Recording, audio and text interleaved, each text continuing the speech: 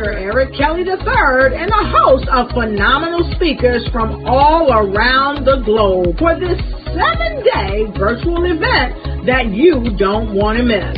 The mission of the Black Business Expo is to raise scholarship money from kids all the way from high school all the way from college. The Black Business Olympics is one of the largest Black business showcases in the world. It is an opportunity for businesses and companies to showcase their businesses globally. We are going to be giving away laptops up to $5,000 away to students. Again, I'm Olivia Appleberry, the founder of 2 Cents Finance and one of the speakers for the expo. I am so excited to see you there. For more info, go to www.blackbusinessexpousa.com or call 919-308-9090 and hope to see you there. I am Black Business. From the moment I wake until the time I sleep. Yes, I am Black Business. I am Black Business. Tell me, are you Black Business? I am Black Business. Do you support Black businesses? Listen, I support Black business because I am Black Business. Black Business Expo, one of the largest business showcases in the history of Black business in the world. The world! Sign up today at www.blackbusinessexpousa.com or call 919-308-9090. I am Black Business. I am Black Business. From the moment I wake until the time I sleep, I am Black Business. I am Black Business. Are you Black Business? I am Black Business. Do you support Black businesses? I support Black business because I am Black Business. Black Business Expo, one of the largest business showcases in the history of Black America in North Carolina. Join Dr. Eric Kelly III and a host of phenomenal speakers from all around the globe for this 7-day virtual event that you don't want to miss. The mission of the Black Business Expo is to raise scholarship money from kids all the way from high school all the way from college. The Black Business Olympics is one of the largest Black business showcases in the world. It is an opportunity for businesses and companies to showcase their businesses globally. We are going to be giving away laptops up to $5,000 away to students. Again, I'm Olivia Appleberry, the founder of 2 Cents Finance and one of the speakers for the expo. I am so excited to see you there. For more info, go to www.blackbusinessexpousa.com or call 919-308-9090 and hope to see you there. I am Black Business. From the moment I wake until the time I sleep. Yes, I am Black Business. I am Black Business. Tell me, are you Black Business? I am Black Business. Do you support Black businesses? Listen, I support Black business because I am Black Business. Black Business Expo, one of the largest business showcases in the history of Black business in the world.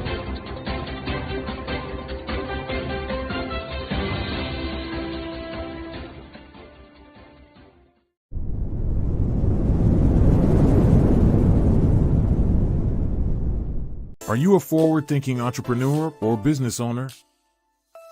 The world is changing faster than ever, and it's time to pivot and adapt to the future. Hello LLC is here to help you do just that. Hello stands for helping enterprises leverage leading-edge optimizations. Our innovative solutions can streamline operations, reduce overhead costs, and give you a competitive edge in a market projected to reach $5 trillion by 2030. By pivoting to the metaverse, businesses can tap into a rapidly growing market that is projected to be a significant part of daily life for 25% of Americans by 2026. As a full digital metaverse agency, the Hello LLC can help you create custom solutions to streamline operations, increase productivity, reduce costs, and drive brand recognition. Why should you pivot to the metaverse with the Hello LLC? By leveraging cutting-edge technology, you can provide immersive experiences for your customers, expand your global reach, and unlock new revenue streams. Contact us today to make the pivot.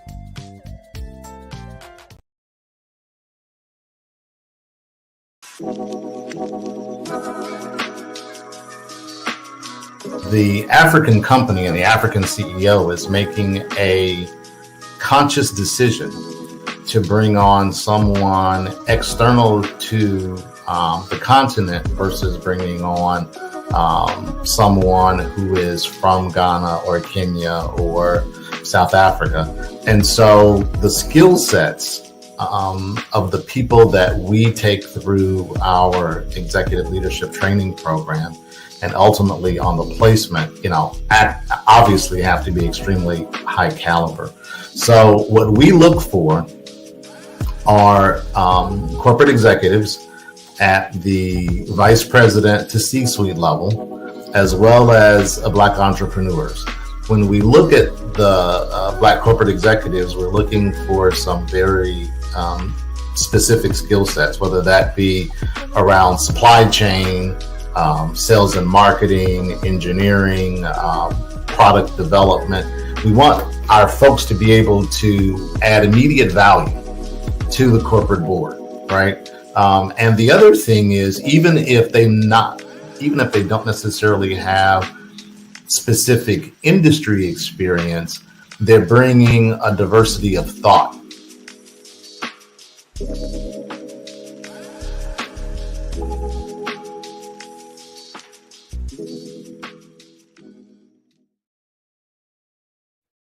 Hey everyone, it's Grant McGaw, CEO of 5-Star BDM and host of the award-winning Follow the Brand podcast and TV series, where I help you to build a 5-star brand that people will follow. My genius is personal brand development through intelligent communication and helping you achieve your business and career goals.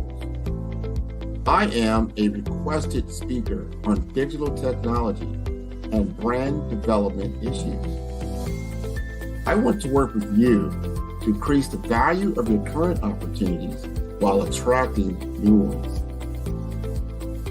Every one of you is unique, and we all share challenges that can be addressed through smart branding. As a super connector, I work with you as an executive coach to guide you along the complicated business and career development road, providing the enhancement tools and information you need to succeed. Together, I will help you succeed in today's challenging business climate. I will evaluate and measure your progress. Best of all, I am right alongside you every step of the way. Build the brand called you. Genius is coming. Sometimes you got to hear the news from the Black perspective, and more specifically, Black publishers. And that's exactly why you have to download the Hey Tie app, the largest mobile app delivering breaking news, videos, and podcasts from 200 of your favorite Black publishers. Yes, 200 Black publishers delivering news as it happens, literally all in one app. Go to HAYTI.com or download the app in the Google Play Store or Apple App Store. It's completely free, along with information that you can trust, so go check them out.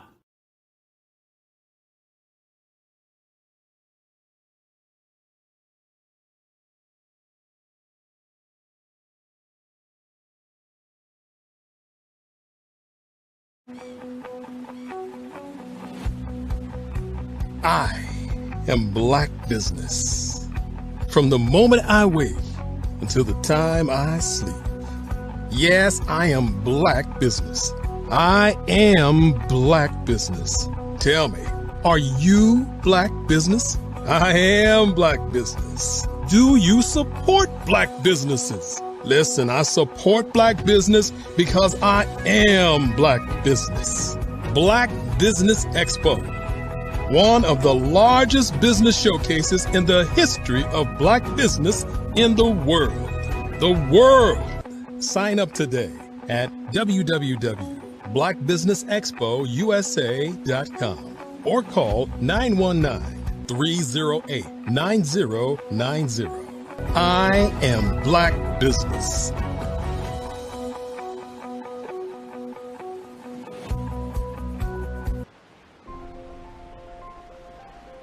What if you could build your own city? A place where every child can find nurturing people to help them achieve their full potential. A place where every adult can access job training support, where health education is abundant, where social justice ruled the land.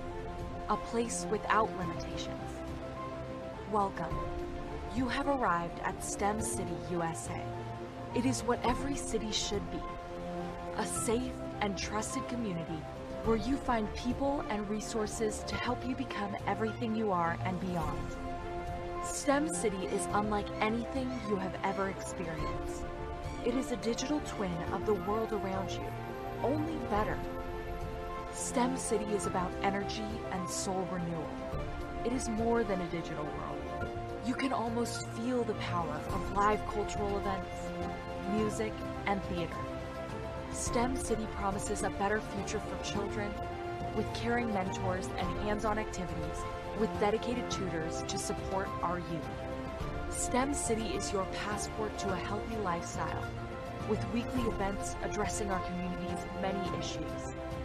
STEM City is your financial well-being with helpful information on wealth management, career advancement, job training, and so much more. STEM City is the community you deserve.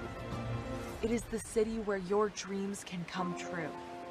STEM City USA, a place in the sky that is accessible to all who reach for the stars.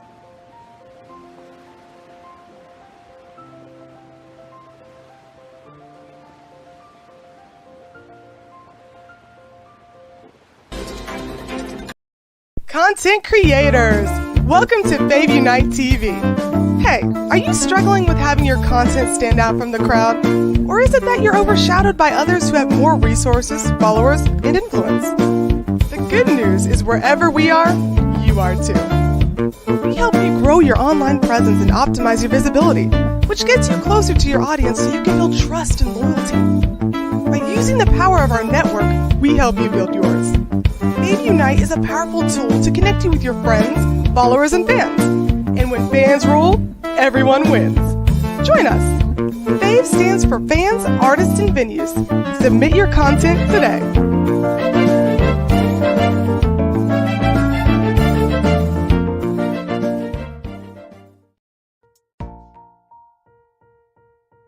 Have you ever seen a parent stressed out and needed a stress reliever with their child? One morning I was coming out of a store and saw a mother and her 3 or 4-year-old son. She was highly upset, actually beginning to yell at him. However, the more upset she became, it seemed the calmer the child became. He sat down on the sidewalk, crisscross applesauce, folded his arms, and looked up at her with a smile.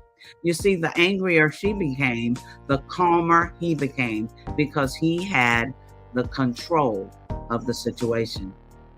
Hi, I'm Frizelma Lynn. I am the CEO and founder of Frizelma Teaching Parents, LLC.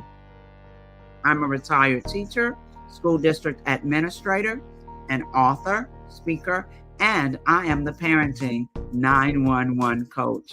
My mission is to rescue families by equipping parents with proven, effective, and practical strategies to enhance their parenting skills.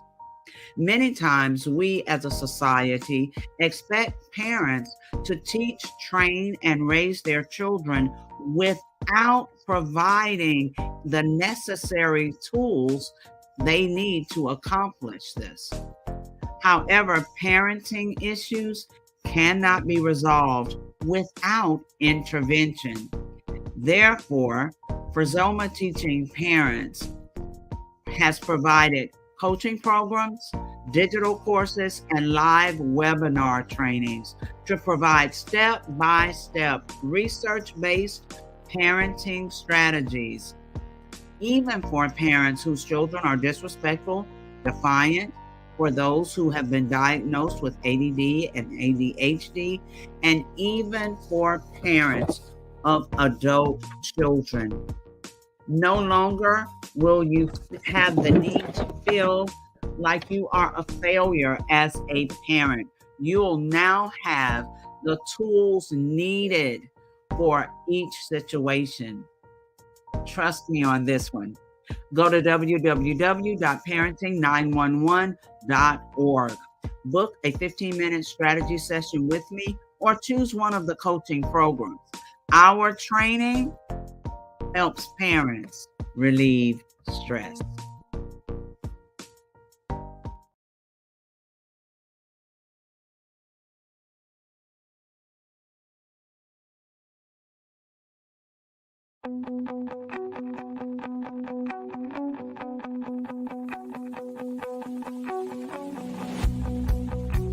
I am Black Business.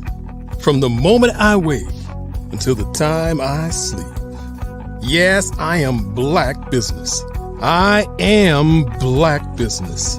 Tell me, are you Black Business? I am Black Business. Do you support Black businesses? Listen, I support Black business because I am Black Business.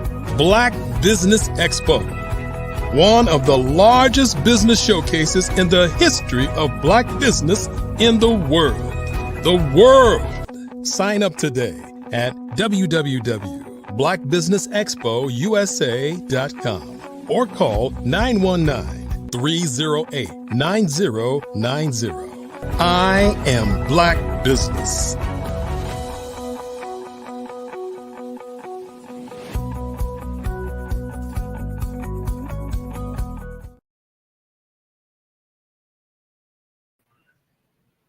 Good afternoon. Good afternoon, business owners, entrepreneurs, thought leaders, and corporations. Welcome to the Black Business Network.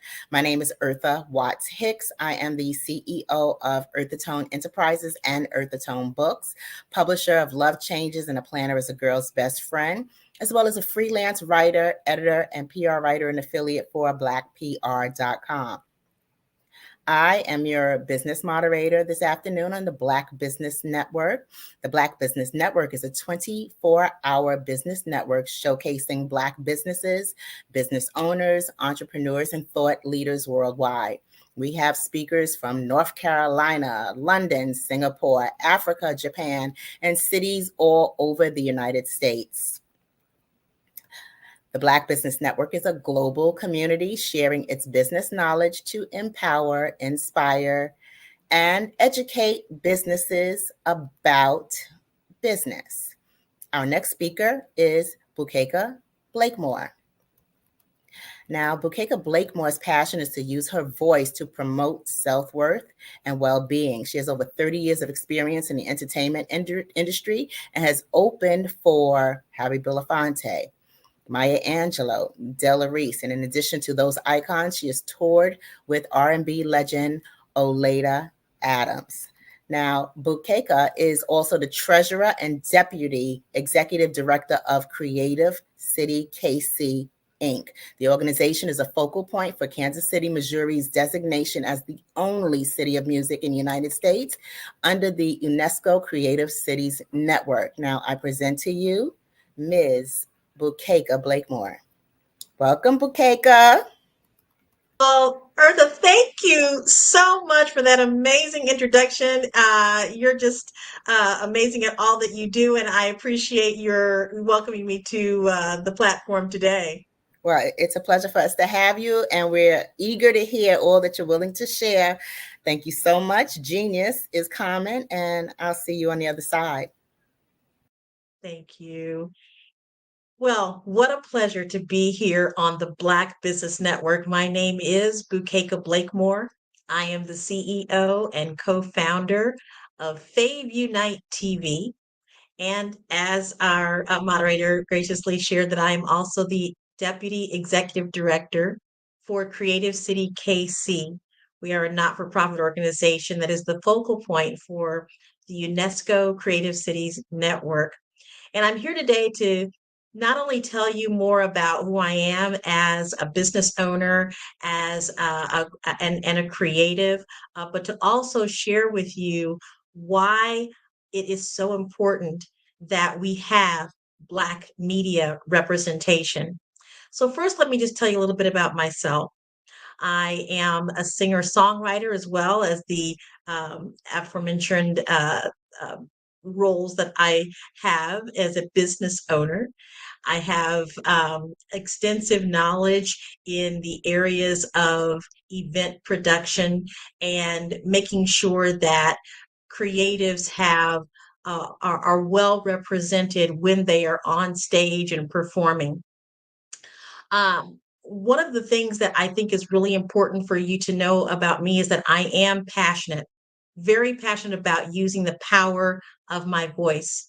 And I think that that's critically important for all of those who are um, Black content creators, Black business owners in particular, who really need to use the power of their voice to make sure that people know the worth and value that they bring to various enterprises.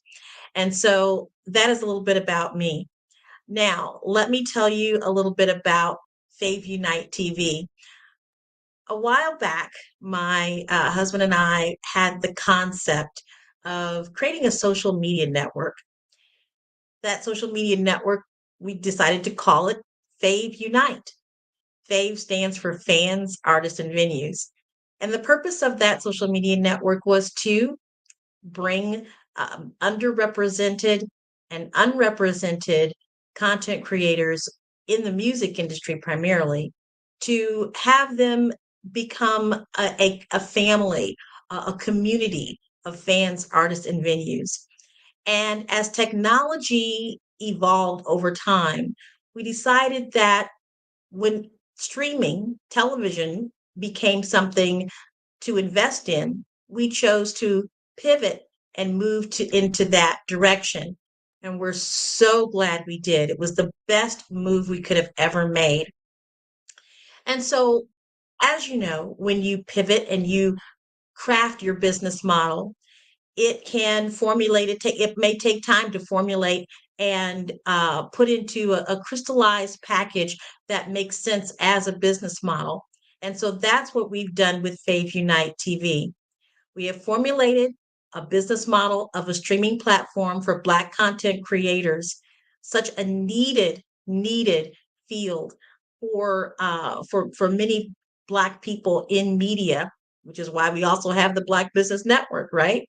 So what happened for me when the light bulb came on for me when we began this process of a time when I was watching television in the early 90s. My son was watching television and he was looking at the news, and I thought there's got to be something better for him to watch. So I started changing the channels and I landed on reruns of The Cosby Show and A Different World. And what I saw there absolutely amazed me. It actually took my breath away. It made me see myself in media because you see, prior to that, I didn't see a Black middle class family of professionals represented on television. I saw a lot of comedy, which is fine. And I saw Black people who were moving on up, which is fine. But I hadn't seen that type of representation that looked like my family. Two Black professionals in an upper middle class neighborhood, and that had been successful in their own right. And what captured me is the feeling that came over me. So when we began this channel, Fave Unite TV, I went back to that moment. I went back to that moment of my own personal experience of not seeing myself represented in media, in television. And then I began, as we began to formulate this company and determine exactly who was our target audience and what were we going to show and why it was important. I went back to that moment and I thought, this is not only a business model, this is an opportunity for transformation within our culture because there are many more like me. And even though that was in the early 90s that experience occurred, we're still having that same challenge. 2 out of every 3 Black people feel that they are misrepresented or underrepresented in the media, in television in particular, certainly in film. And what we know is that is unacceptable. But what we also know is that we've got to take our power back and create those experiences so that we can be represented, so that the authentic narratives of our lives can be seen, enjoyed, and that we can prosper from that as well, as so many other cultures have done. What I know about Fave Unite TV and being the CEO of that channel is that it is a responsibility as well as a role to make sure that this business is a business model that is successful. And we are so thankful that that is the case. So let me tell you a little bit about where we are located. I moved to Kansas City, Missouri from the Detroit area back in the mid 80s. And at the time, Kansas City was lacking fearlessly in terms of entertainment. But what I began to notice is that there's a rich, rich history of Black entertainment in Kansas City. It is where the genre of jazz truly matured. In fact, there's a section in the Kansas City area called 18th and Vine.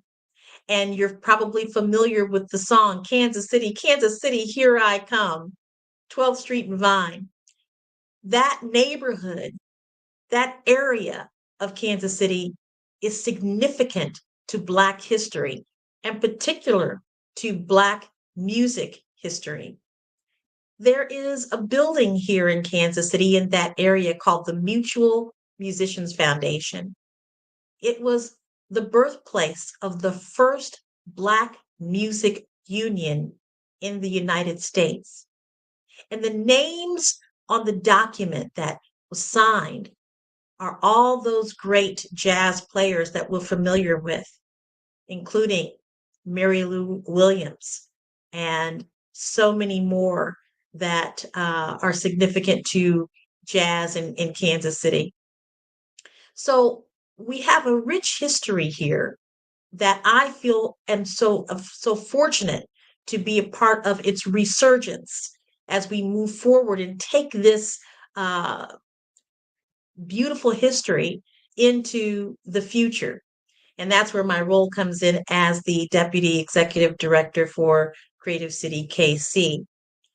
So our role is to make sure that we preserve this history, that we preserve its authentic narrative.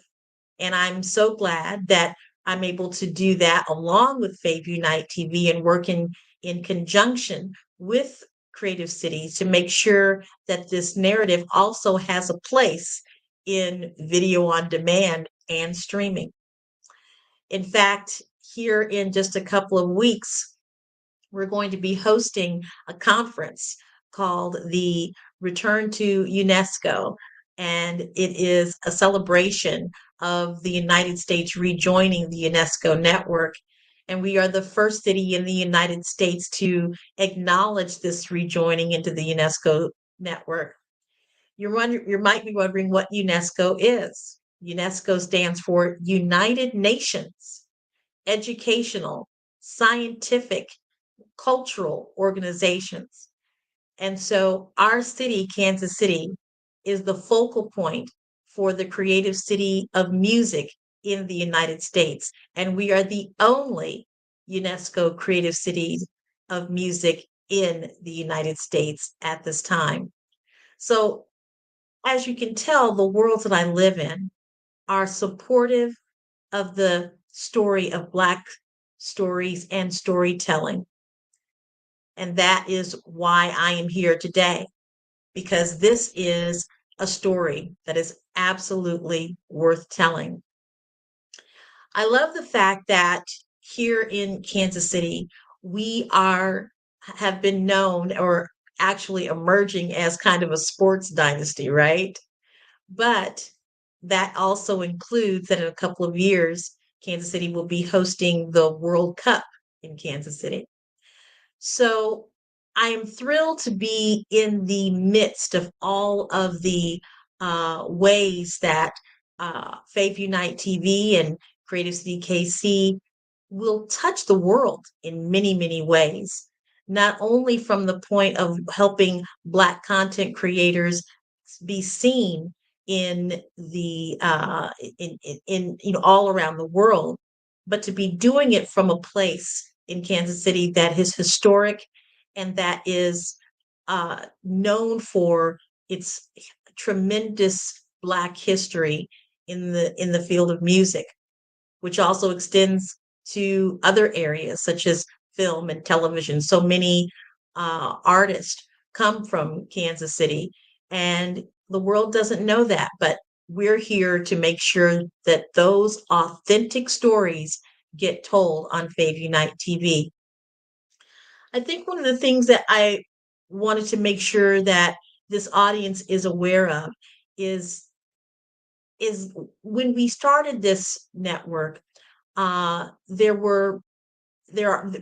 that there were many of the big league players, I would guess to make it call them that, that are trying their very best to get content or be known for showing Black content on their channels. But they're not showing the authentic narrative. A lot of it is repurposed. A lot of it is narratives that we did not create, or they are not green lighting those types of projects or as many projects as that would be representative of the population of Black people in the United States. It's very marginalized. So that's why we're here. We're here to be the representative of Black content creators in all forms. Whether you are a podcaster or whether you're a filmmaker, a vocal artist, a music artist, anything that would demonstrate you as a Black content creator that has a place in the world of video content, we are that place. We are the place that you need to come to so that we can showcase your beautiful and amazing work as a Black content creator. What's really fabulous is that we know that there is a huge audience for this. There is an audience that is looking to see themselves in Black media. We have a particular aspects that we are accustomed to seeing. There's a lot of hip hop, which I love hip hop, and there is jazz, and we're starting to make sure that there is more representation of that. But we have lifestyles. Black people, we love to travel. We love to cook.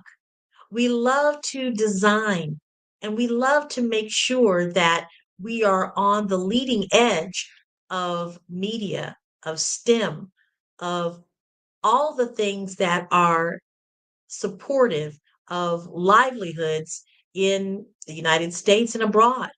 So we are the platform for you to see innovation, for you to see transformation within our community on a platform that is streaming. We are also creating innovative ways to make sure that content creators are able to be remunerated and to have the ability to get more than the 0.001 cent that you get from other streaming platforms. You know, our creation, our genius has value and worth. And what Fave Unite aims to do is to make sure that we are a voice and a platform and a means to have that happen. For Black content creators to use our platform as a means of having a greater livelihood connected to the genius that they have in their creativity. Uh, More important, I think it's very that we have to leave a legacy. And that's a major part of what we're here to do with Fave Unite TV. And personally, that is a huge part of what I want to do with my life is to leave a legacy. And so the work that I do with as a founder of Fave Unite TV, as well as being the executive director of Creative City KC, it's about leaving a legacy. So one of the things that I will be doing in June as well is participating and facilitating a workshop, a film and music workshop that is sponsored by Creative City KC. And the facilitators of the workshop is none other than two-time Oscar winner Willie D. Burton. Willie has been nominated 8 times for his work as a sound engineer for movies such as Shawshank Redemption, such as in the Indiana Jones series. He also did the sound for Roots, and he was just nominated for doing the sound for Oppenheimer. So Mr. Burton and his production partner, Derez Douglas, a pioneer among Black women in the television and film production industry, will be facilitating this workshop called the Foresight Film and Music Workshop. We will also have Lamont Rucker, who is starring in Black Hamptons and has starred in Greenleaf as one of the instructors, as well as Scotty Barnhart, who is the director of the Count Basie Orchestra. We will also have Phil Robinson, who is the vice president of the Motion Picture and Academy, who will do a virtual presentation. Yes, we're here to leave a legacy. We're here to make sure that the young people participating in this workshop, ages 18 to 25 here in Kansas City, will be able to learn from masters in this industry in areas that aren't always in front of the screen. There are so many opportunities behind the screen, as I mentioned, sound, there's directing, there's writing, there's lighting, there's photography. All of those are important careers that can be built just within the film and music industry, production, engineering, so many things that are important to content creators. That workshop will be here in Kansas City, June 24th through the 26th. So again, in leaving a legacy, it is very important that we do this for our children, that we acknowledge their genius, that we get them in front of situations, whether it's in front of a television show that might spark inspiration and innovation in their minds, or in front of leaders in particular industries that will allow their goals and dreams to become realities. Leaving a legacy in the Black community is very important at this time. There are so many voices trying to squelch that creativity that are actually attempting to erase the beautiful, rich stories that exist in our community of Black people. But we will not let that happen, because as business innovators, we have the power to make sure that the authentic narrative of Black stories and storytelling can be seen and heard. And Fave Unite TV is one of the most phenomenal ways that I can think of in which to make that happen, as well as being the deputy director for Creative City KC, UNESCO designation as a city of music. We are so excited to be able to partner with each other to make sure that those stories are also heard. So, what I'd love for you to do is to go to favunitetv.com. That's FAVUNITE TV.com, and just take a look, browse, watch, see the type of content that we are developing, from short films to spiritual uh, information and inspiration that will educate you in many, many ways as well.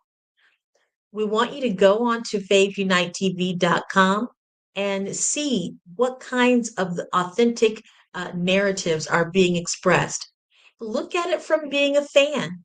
Look at it from being an artist, a content creator, and feel free to reach out to Fave Unite TV in a couple of ways. You can email us at info@favunitetv.com, or you can give us a call at 816-819-9939. Give us a call and let's have a discussion about what it is that these platforms can do for you and your business and for your legacy.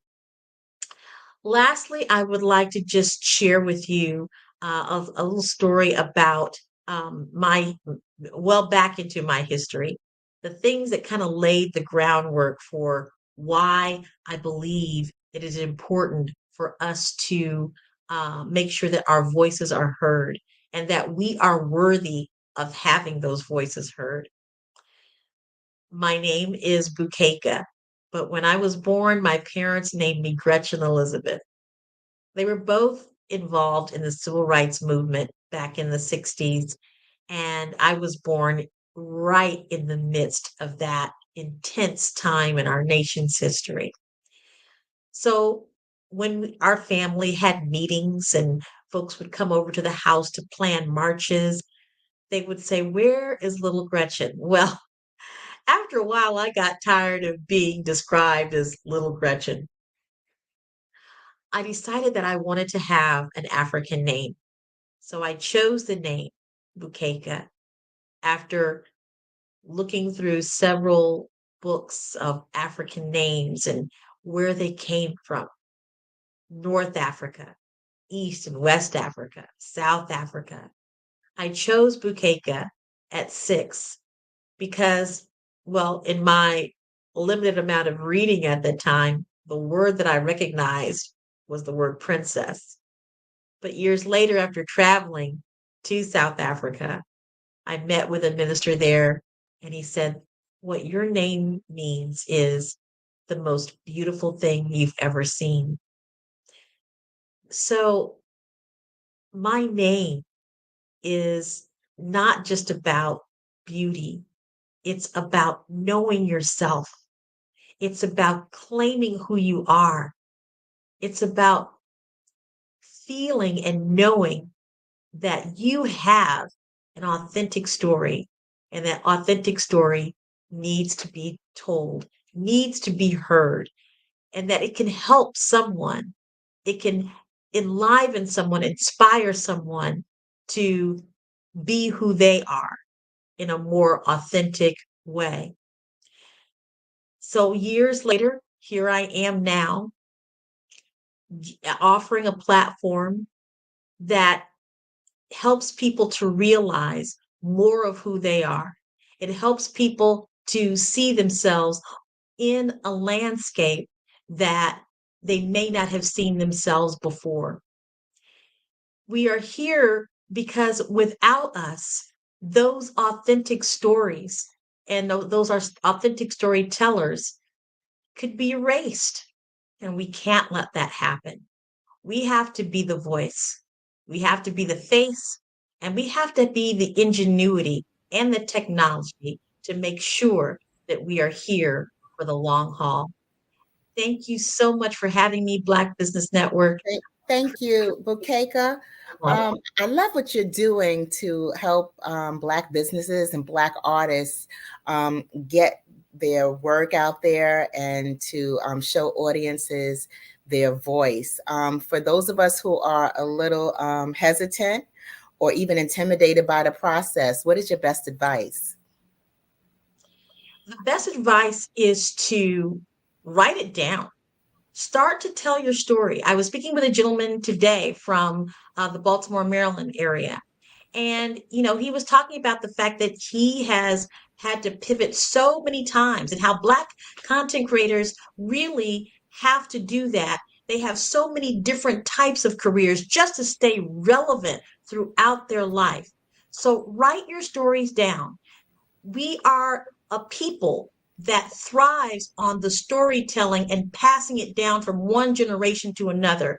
Continue to do that and make sure that you're also being able to thrive and survive by monetizing your storytelling and making sure that it is protected as well. Gotcha. Now, I know you're a vocalist, right? Yes. So, what inspired you to go from being a vocalist to the media and advocacy side of what you do in the arts?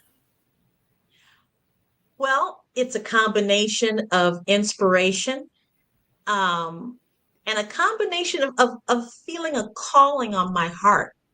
For years, I thought, I really want to be able to broadcast and have people who want to have their genius seen in terms of the content creators and aspiring artists. So it was a combination of having a calling on my heart to do so, and as well as a necessity, as I was just mentioning, the gentleman that I spoke to earlier. In our situation, we've got to pivot sometimes. We've got to stay on top of things. We've got to be innovators all the time. And so that inspired me as well. And when you first decided to pivot, what social media or technology did you take advantage of in your early steps? Well, the early steps, thinking that it was going to be a social media platform, we stuck with those social media platforms that existed: Facebook, Instagram, Twitter, formerly X, formerly known as Twitter.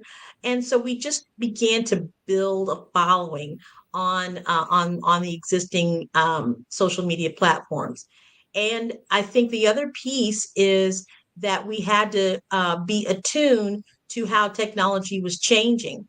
And so as we discovered that streaming platforms was becoming more accessible to invest in, that's when we decided to do that.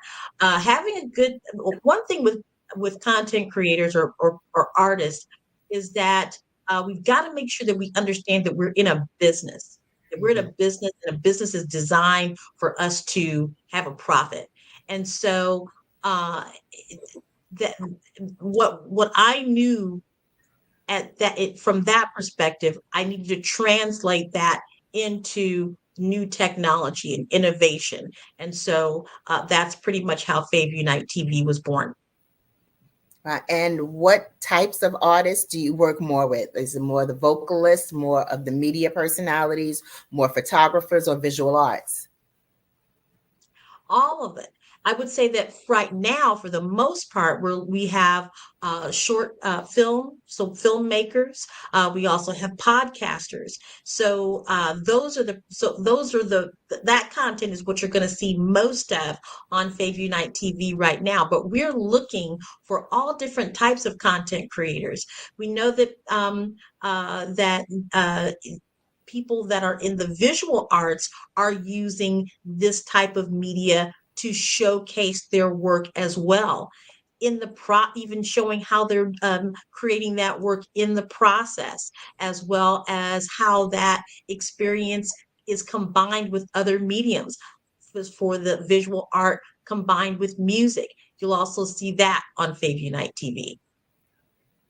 Okay, now visual art combined with music. I'm interested in hearing a little bit more about that, because I know, let's say in the 80s, music videos opened up a whole new world for music artists in the 80s.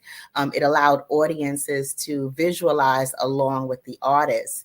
Now that we have like these streaming services everywhere, Spotify and CD Baby and all these other streaming services that allow independent artists to get their songs out there to their own audiences, how can they take advantage of the technology now to put that into video and to get some more people through the video option now? Sure. Well, one example, there's an artist that I've worked with in the Kansas City area who is a muralist. And so we did a whole concert based on her mural. We were able to, one of the things that you'll probably see people, you may see people doing this at fundraisers and things of that nature, but those visual artists that are actually painting and inspired by what they are hearing or seeing as their visual art is as it's being created. So I encourage artists to be very expansive in their thought as to how they can have their work produced in a video format, even if if there's canvas and paint and a camera, that's content, and it can be seen and appreciated by an audience. Wow. And also too, spoken word artists, would this be an option for spoken word artists as well? And I'm curious, is it limited to the Kansas City area, or is this all across the country and around the world?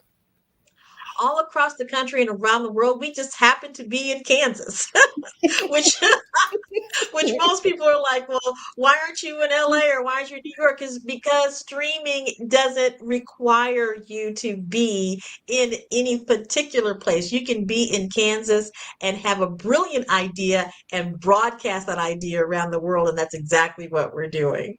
Wow. Thank you so much, Bukeka. Can you please remind our audience how they can connect with you? Absolutely.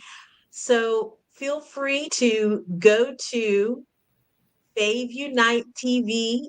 That's FAVUNITE TV.com, where you're going to see amazing content from amazing content creators. If you want more information, go to email us at info@faveunitetv.com, or feel free to call 816-819-9939. Well, thank you so much for sharing your expertise, Bukeka. Genius is coming, and I will see you on the other side. Thank you so much for having me. Wow. Ooh, that was amazing. The Black Business Expo's mission is to raise funds for high school seniors going to college or K through 12 entrepreneurs. The Expo is a fundraiser for students, so you may go to www.blackbusinessexpo.com to donate to the scholarship fund, or use the Cash App QR code that's in the corner of the screen. And once you get to Cash App, you can also enter $BBX USA, and that'll allow you to make a donation to the Black Business Expo USA. Now, our goal is to give laptops and up to $5,000 to 10 students. And students can register online at www.blackbusinessexpousa.com. Every dollar counts. So we want to remind you to donate to the scholarship fund. And we would also like to thank our Black Business Expo USA sponsors for May of 2024. NC 100, Moody Capital Partners, Suede Soul, Lotus Richet's Coaching and Training, Carolina, Virginia Minority Suppliers Development Council, Step Management, BHS and Associates, Margie McLean Foundation Incorporated, Geniuses Common, Earth Essentials, Mullane Shiny Global, Executive Women's Success Institute, The Quality Coaching Company, Superwoman Business Services, Creative Force Studios, Lee Entertainment, Artistic App Design, Black Business Expo USA. Geniuses Common, and I will see you on the other side. Over the past few years, we've seen the growth of existing and new initiatives focused on financial inclusion, building global networks, and reducing the wealth gap in response to the idea there's not enough seats at the table. Whether their outcomes are to increase the representation of Black executives on corporate boards, ensure an inclusive global economy, or to create new U.S. African commercial pathways, the strategies are often carried out by separate programs. The question is, should they be? With the continent of Africa being home to more than half of the world's fastest growing economies, the youngest workforce, over 400 companies generating more than $1 billion annually, 700 generating more than $500 million annually that are poised for growth, and being the destination of nearly $5 billion in venture capital in 2021. Diversifying U.S. and Africa commercial engagement by building bridges between African businesses and their U.S. diaspora should begin being seen as mutually beneficial. From helping to reduce Africa's enormous capital gap to catalyzing two-way trade opportunities, the COVID-19 global pandemic hopefully has taught us that global challenges and opportunities are more interconnected than we thought.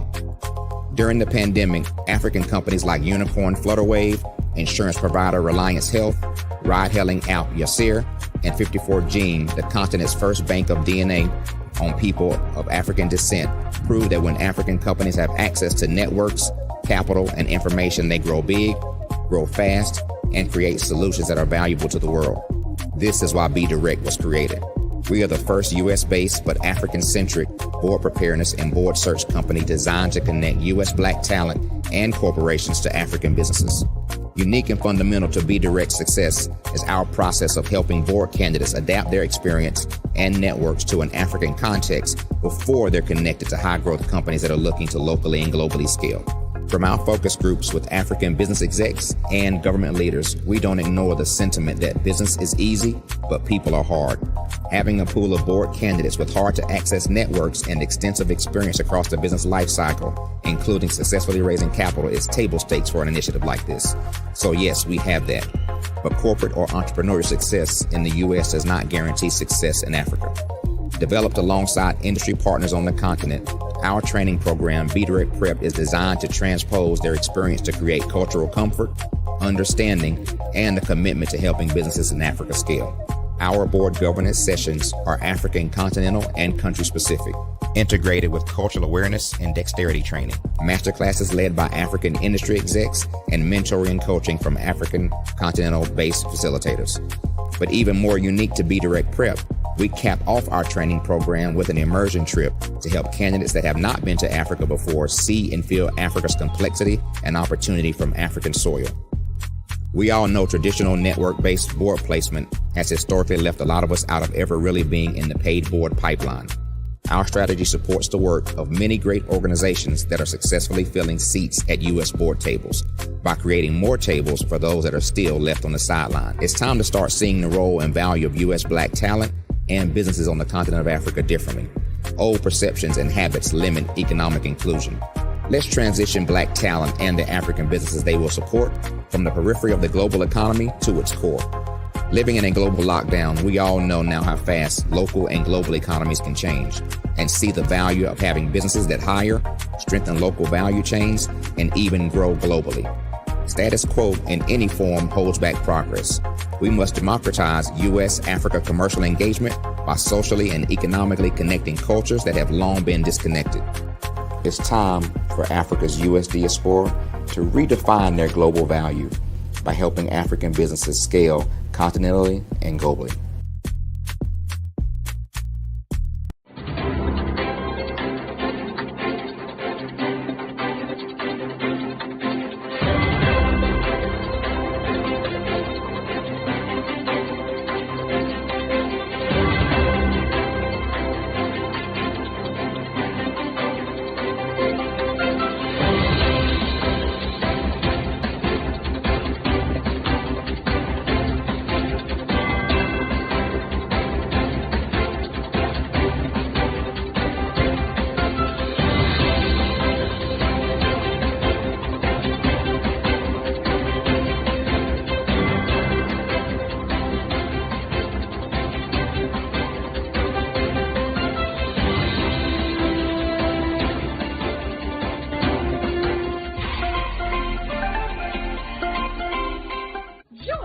Dr. Eric Kelly III and a host of phenomenal speakers from all around the globe for this 7-day virtual event that you don't want to miss.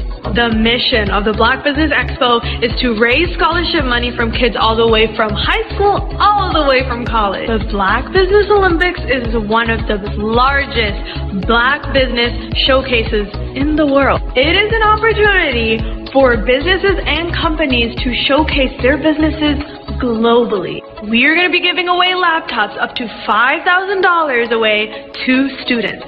Again, I'm Olivia Appleberry, the founder of 2 Cents Finance and one of the speakers for the expo. I am so excited to see you there. For more info, go to www.blackbusinessexpousa.com or call 919-308-9090 and hope to see you there. I am Black Business. From the moment I wake until the time I sleep. Yes, I am Black Business. I am Black Business. Tell me, are you Black Business? I am Black Business. Do you support Black businesses? Listen, I support Black business because I am Black Business. Black Business Expo, one of the largest business showcases in the history of Black business in the world. The world! Sign up today at www.blackbusinessexpousa.com or call 919-308-9090. I am Black Business. I am Black Business. From the moment I wake until the time I sleep, I am Black Business. I am Black Business. Are you Black Business? I am Black Business. Do you support Black businesses? I support Black business because I am Black Business. Black Business Expo, one of the largest business showcases in the history of Black America in North Carolina. Join Dr. Eric Kelly III and a host of phenomenal speakers from all around the globe for this 7-day virtual event that you don't want to miss. The mission of the Black Business Expo is to raise scholarship money from kids all the way from high school, all the way from college. The Black Business Olympics is one of the largest Black business showcases in the world. It is an opportunity for businesses and companies to showcase their businesses globally. We are going to be giving away laptops up to $5,000 away to students.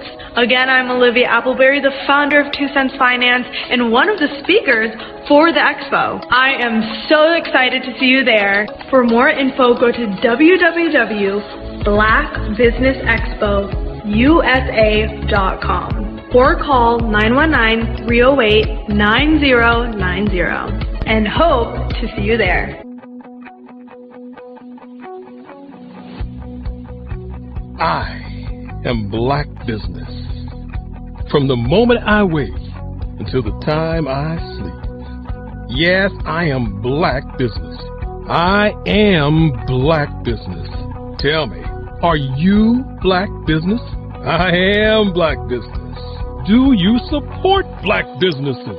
Listen, I support Black business because I am Black Business. Black Business Expo, one of the largest business showcases in the history of Black business in the world.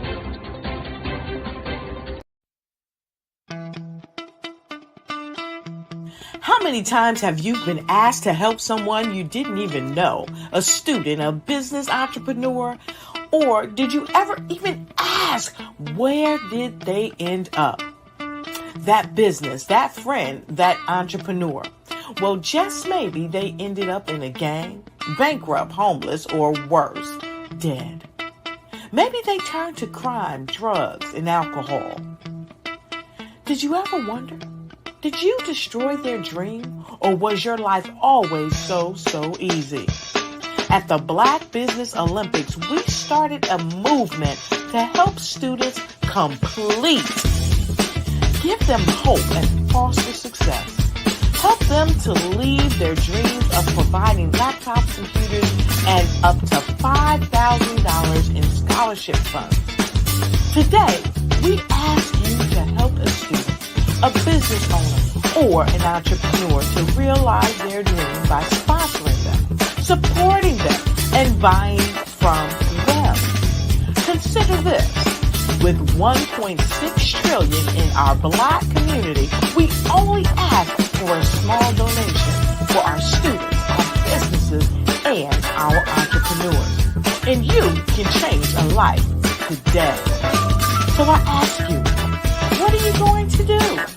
Sit on the sideline and watch our students in high school be leaders, miss out on their dream from lack of resources? Or are you going to donate to the movement and change their future and yours as well? Give us a call today at 919-308-9090. Change their life by investing with action to the Black Business Olympic Fund. The Black Business Olympics, one of the largest business showcases of Black business in the history of the world. Hello, I am Dr. Eric Kelly III, the visionary strategist and founder of the Black Business Olympics. I invite you to showcase your Black-owned businesses on the Black Business Network global stage. The Black Business Olympics is a global Black Business Network platform that propels Black-owned businesses into the international spotlight. By showcasing your business on the Black Business Olympics platform, you can reach a worldwide audience of potential customers, partners, and investors. You can also establish yourself as a thought leader, an expert in your field, attract lucrative partnerships, and more speaking engagements.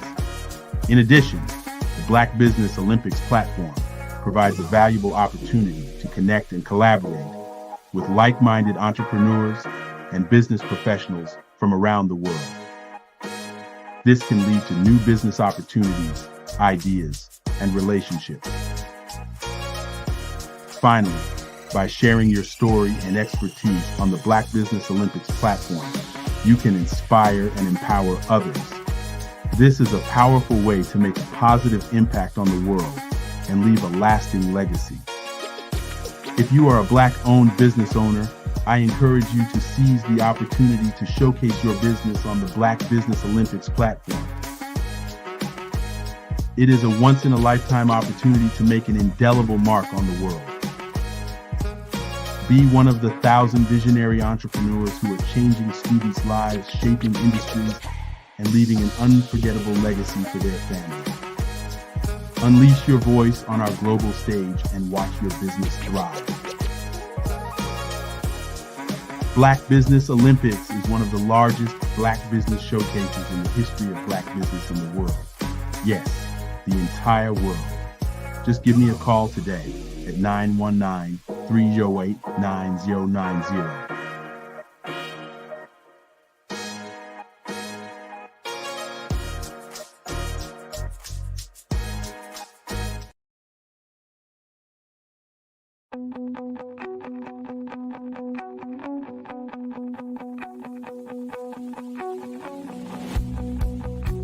I am Black Business. From the moment I wake until the time I sleep. Yes, I am Black Business. I am Black Business. Tell me, are you Black Business? I am Black Business. Do you support Black businesses? Listen, I support Black business because I am Black Business. Black Business Expo, one of the largest business showcases in the history of Black business in the world. The world! Sign up today at www.blackbusinessexpousa.com or call 919-308-9090. I am Black Business.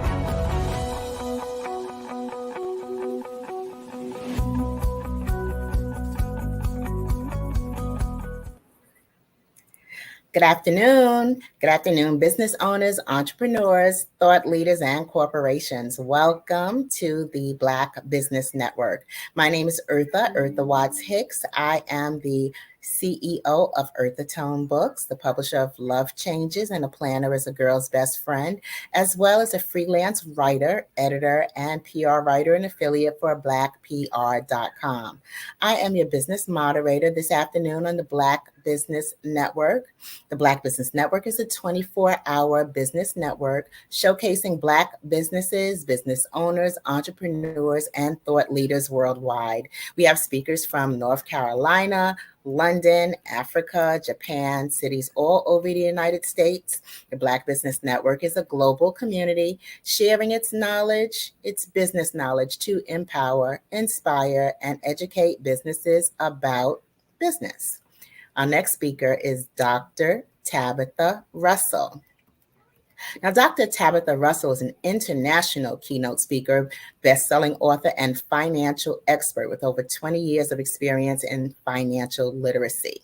Dr. Tabitha is the money makeover mogul, a leading authority on financial empowerment, guiding clients from college students to those in the corporate world to embrace financial freedom and manifest six-figure success and beyond.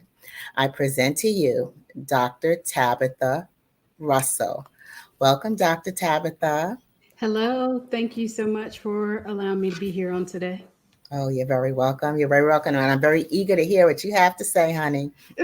Genius is coming, and I'll see you on the other side. Thank you so much.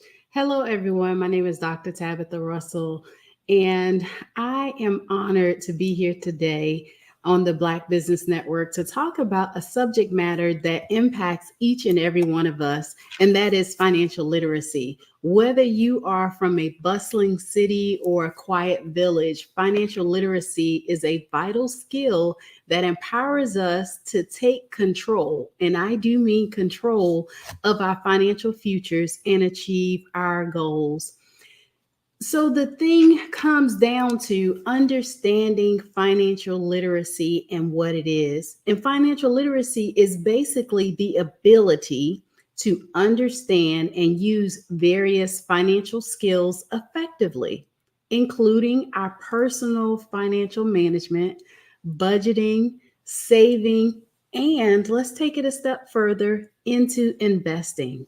Now, it's about making informed decisions with your money to ensure financial stability and security.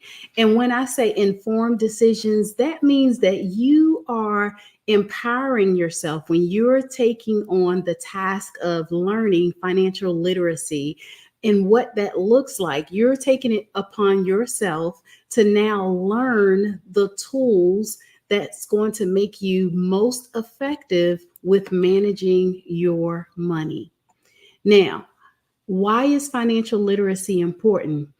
It is important because it has global economic impacts, meaning that global economic stability is affected by financial literacy, and it contributes to the overall economic health of nations by promoting responsible financial behaviors. And you may have seen here recently where countries have been supporting other countries based upon the challenges that they may have experienced. Now, I will say that that just doesn't happen, right? In order for you to give out of your resources, the money has to come from somewhere. So this is where financial literacy really does play a huge role in that. And when I was saying that financial literacy impacts each and every one of us, it does not matter where we live in the world, that we will be impacted some sort of way by money, meaning that if we are honest, there's not a lot of places that we can go and obtain items for free, right? They charge for water today. They charge for the fact that we need shelter and food and clothing. So with that, money plays a big role. It doesn't matter what language we speak or where we live in the country, we will be impacted. So our personal empowerment, meaning that it has the opportunity, financial literacy does, to empower individuals to make smart financial choices, avoid debt, and build wealth. Now, when we talk about avoiding debt, there's two sides to that because there's good debt and there's bad debt. And we won't get into a lot of that on today. However, as you're learning more about financial literacy, it takes you down a path to learn sometimes when it's a good measure for you to invest. For example, we'll use real estate. Real estate would be something that is considered to be good debt. And then we would say credit cards, for example, the use of them improperly could be bad debt. And so those are just some of the things that you can learn from financial literacy, as well as generational impacts is also influenced by our ability to learn financial literacy. So educated individuals can pass on their knowledge to the next generation, fostering a culture of financial responsibility. Let me just share with you just a little bit about why I am so passionate about financial literacy. I grew up in inner city Philadelphia, which allowed me to have an absolute amazing opportunity to go to a very good school, I would say. I went from the school that I was going to, and I was bused to, or had the opportunity to participate in a program that was for more of the gifted and talented, which afforded me the opportunity to be around some individuals that had a little bit of a different culture than what I was previously exposed to. So with that, the education that came along with it was a little bit more advanced. And so it allowed me to get up every morning, get on public transportation, and take the SEPTA bus all the way to the end. Once I got there, I got on the L train just to get to my school bus to take me across town every day. Why do I bring that up? I bring that up because it gave me a passion for learning more of what I was experiencing, because I went from where I lived out to the suburbs, basically. And with that, I'm passing these big houses with really nice cars in the driveway. I'm seeing my peers drive to school every day on a regular basis, which allowed me to ask some questions. You know, what do your parents do that you get the opportunity to drive a car to school every day or live in the homes that you live in? And I was told that they were, you know, some of them were the town's dentist or the attorney for the town or some sort of business owner. For me, I knew then that being an entrepreneur was going to be the thing that could potentially make a different life for me and my family, as well as set me up for a level of success. Along my entrepreneurial journey, I have become a serial entrepreneur, and I now teach those very same strategies to individuals around the world through financial literacy, though, because we have to set a good foundation first before we can actually build and go out and be successful. So with those tools, you know, at one point in my life, being an entrepreneur, I thought that I was doing something absolutely amazing. I got to the place of where I wanted to expand my business. I took on a partnership, and that partnership seemingly did not work out as planned. I went through an experience where my partner wanted the business a little bit more than I did, and I lost $500,000 in one decision. I share that with you because I learned in that moment that I didn't know what I didn't know. I didn't know that my contract needed a contract. I didn't know that I needed to set up some additional parameters so that I would not experience the loss that I went through, meaning I lost everything, lost my house, my cars, all of the money that I had in the bank. And I had 4 small children at the time. The one thing that I did know is that if I didn't know anything else, I could go back to corporate America, make 6 figures and get some insurance so that I could take care of my babies.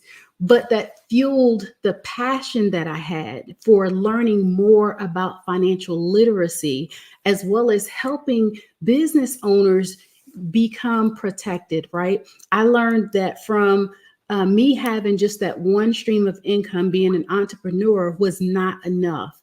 And through me learning that has now advanced me, allowed me the opportunity to now help others. So there's a couple of key concepts of financial literacy that we'll talk about on today.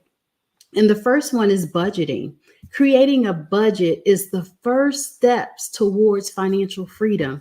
A budget helps you track your income and expenses, ensuring that you live within your means, starting by listing all sources of income and categorizing expenses as fixed or variable, and then allocate funds to each of those categories and review your budget regularly. Over the years, I will say that you cannot manage what you're not tracking. The things that you don't see are sometimes the things that causes us to slip up and have a mishap, meaning that when it comes to budgeting, now I know for most people, they do a good job with managing their money. Even if they're robbing Peter to pay Paul, they figured it out. They got a formula.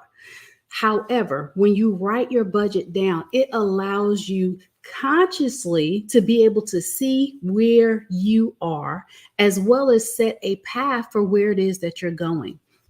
And if we don't write the vision and make it plain, then sometimes we forget about the extra steps that we need to do. For example, I've seen over the years where a lot of business owners or budding entrepreneurs forget to write down some of the things that are key, and it causes the budget to be grossly off.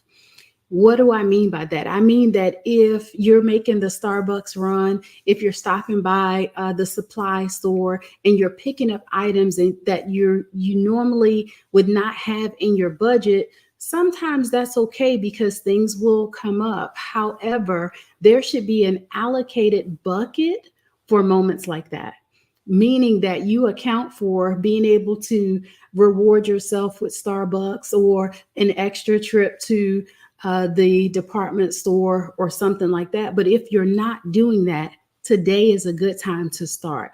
With a budget, some people don't do it because they feel like they don't have enough money to start a budget. However, that's the main time that you want to put a budget in place, because it allows you to be able to see what's important, what's a necessity, as well as what's a lavish expense, right? Sometimes getting our hair done, getting our nails done, doing all of the niceties for ourselves is a great thing to do.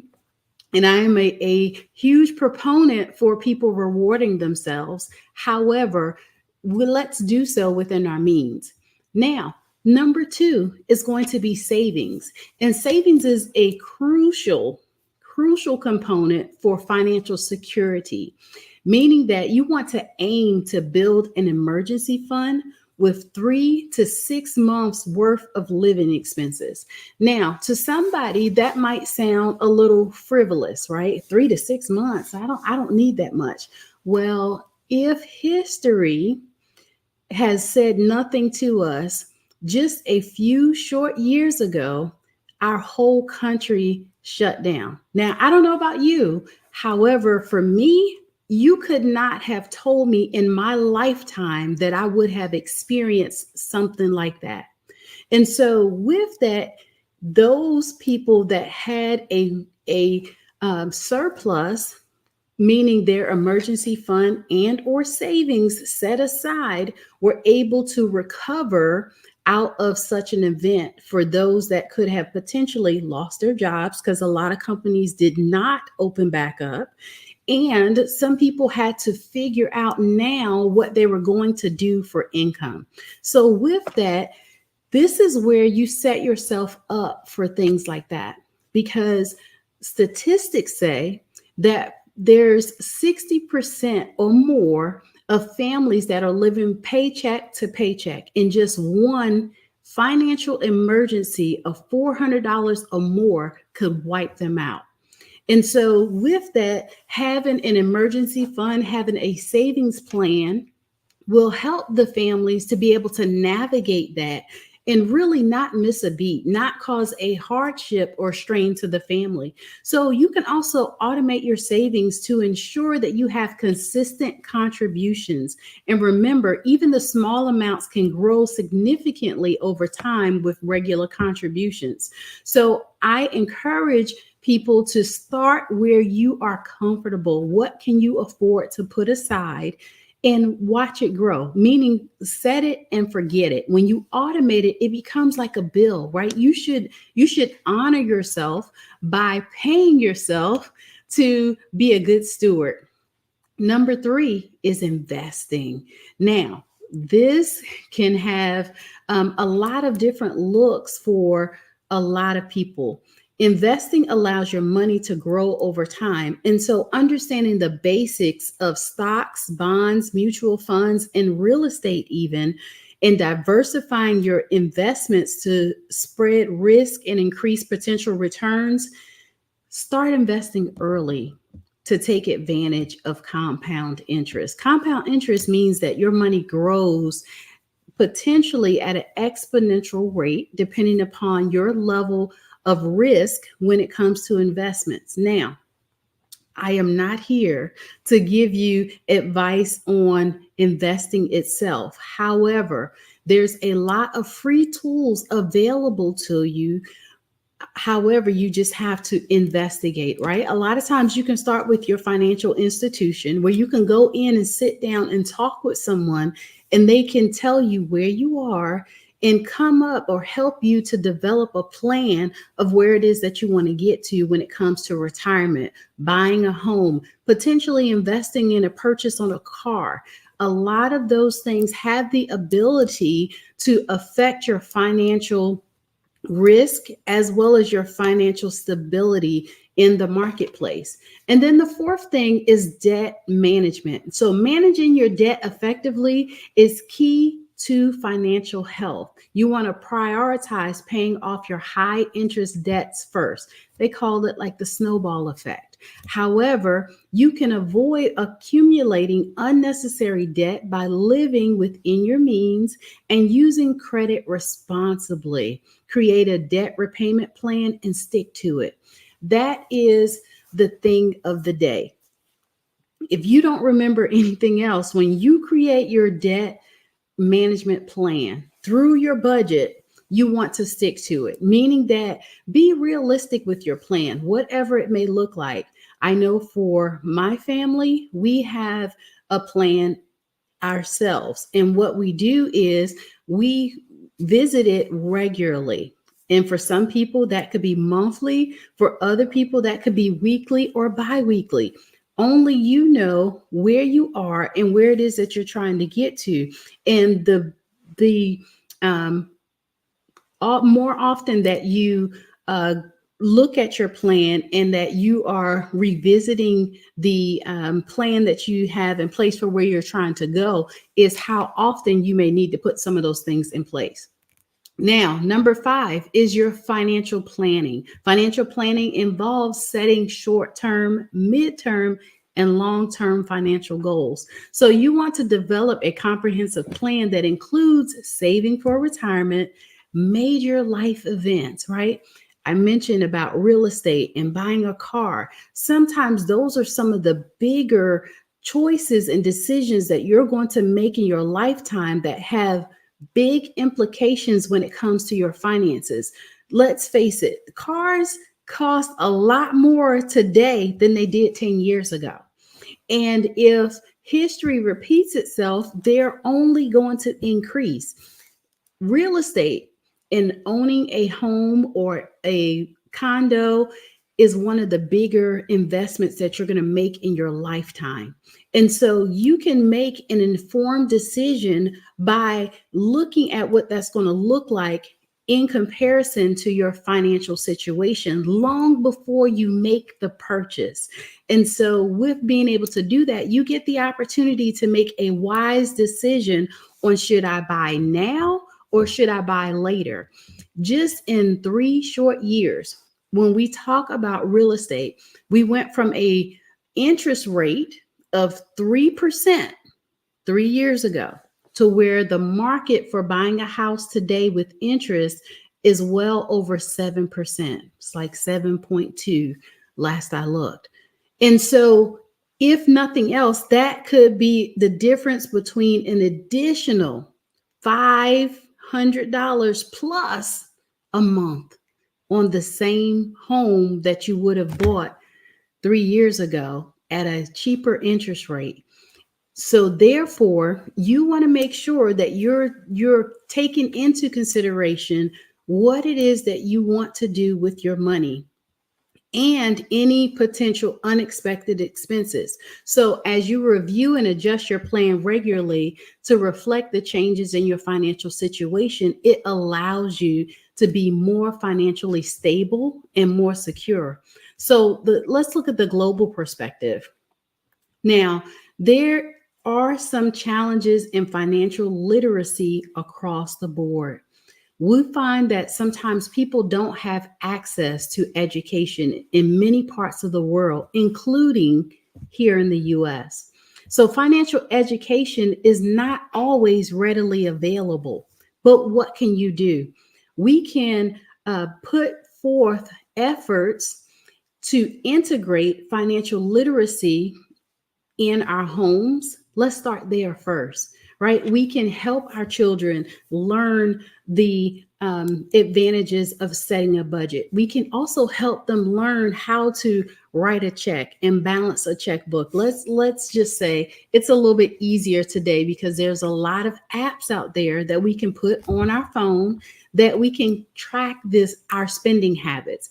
And as we develop those at an earlier age, it gives us more advantages as we're moving forward, as well as there's a lot of community programs that's out there that's available to us that we don't take advantage of. There's some local places, including the banks, that will literally sit down with you and help you to develop these plans when you're not sure. And it does not cost you anything. However, it does cost time, right? We need to invest in where it is that we're trying to go. As well as sometimes when there's some cultural differences, our financial behaviors are influenced by cultural norms and practices. In my home, when I was growing up, financial literacy was not something that was talked about around the dinner table. It was not going down at the cookout or anything like that. We were not talking about investing. We were not talking about coming together and pooling our resources to buy some real estate. These are conversations that really need to be interjected at the earliest levels possible when it comes to even the younger people, those that are coming up behind us. But in our normal day-to-day activities, there's some things that we can do to tailor our financial education to respect and incorporate these differences across the board. That's essential. And that is something that we can take ownership over doing ourselves. And let's talk about some of the technological barriers. While technology can facilitate financial education, it can also be a barrier in regions with limited internet access. Providing online resources is another critical tool. Now, I will say that today in our society, I live in South Carolina, and I know that there's some limitations within areas, even to internet access. There's high-speed internet, and then there is dial-up. With that, however, we still can empower ourselves with the limited resources that we have. If you don't have access to be able to find this information readily at your disposal, there's the library that you can go to and potentially get access to be able to get online and learn some of this information too. We don't get the opportunity to say that we have the excuses that we used to have back when the Encyclopedia Britannicas was out, or we had to go and pay someone to get the information. Now, I will say that there are ways of getting an accelerated path. And sometimes that is through hiring a coach, a mentor, or trainer. Somebody that can help to hold you accountable, teach you some of the principles and the aspects of being able to learn more about financial literacy. That is also a way. However, only you know where you are and what it is that you're trying to get accomplished today. So ways that you can create your own success stories, though, let's talk about that for just a moment. Because there are some microfinance initiatives that you can do. And I've seen where in some developing countries, microfinance programs have empowered individuals, especially women, to start small businesses and achieve financial independence. I don't know about you, but to the average family, an additional $1,000 up to $100,000 could be life-changing. And if you find that in your current situation that you have more month than you have money, then sometimes you can take the things that you're innately good at. That's what I teach my clients, is to what is it that you're good at today that we could take and potentially create an additional stream of income. And I'm not talking about being a school teacher or a rocket scientist, right? I'm talking about if you're good at baking cakes, just for example, be the best baker that you can be. However, how can we now share that gift with others? We can take that and you can potentially bake cakes for others and create an additional stream of income. It's that simple. However, having some guidance to help you to navigate that will also be invaluable as you're going forward. Now, I take it just a little bit step further, meaning that I show people how to create multiple streams of income off of one concept. And being able to do that allows you to keep a focused pathway on your way to your dreams, but take an accelerated path. So for example, using a baker, I am not a baker by no stretch of the imagination. However, I love to cook. So for me, I would be the first person that would sign up to buy one of the cakes from the baker. However, because I'm very knowledgeable and I love to be able to entertain and do different things, I would help a person develop maybe a cookbook, those recipes. Now I have the opportunity to have that person to have two streams of income, because not only are they selling their cakes, but they have the opportunity to sell their cookbooks, which just created an additional stream of income. So do not limit yourself, as well as there's community-based programs that's out there where you can create your own success story. Local communities are successfully implementing financial literacy workshops, and they're improving financial behaviors and economic stability. And with that, it has been allowing communities now to spring up with financial literacy programs, and they're starting little things by investing as a group together and accomplishing some things to create wealth as well. So for everyone, we can practice steps to improve financial literacy. I did mention earlier, starting early, introduce financial education at an early age, and teach children the value of money, saving, and responsible spending. So I know that the earlier that we put those habits into place, it becomes a lifestyle, as well as using technology, having community engagement is going to be really essential, because now it's just not you doing it. It's now a huge effort. It becomes a network of like-minded individuals that's now on the same track and the same trajectory. And a lot of times you have a support system, a supportive community that's all on this pathway to create financial success. And as you encourage those responsible behaviors, it now is growing because of, let's just say, social media, for example. A lot of people are using tools like that in order to help others to learn the essentials that they need in order to be successful. And then you can also be a champion. You can partner with financial institutions that offer these educational programs and resources to their customers. And collaborations between banks and credit unions and community organizations can enhance financial literacy efforts exponentially, right? It can really turn around the face of a community just by us going in and asking questions. And we also should be a continuous learner.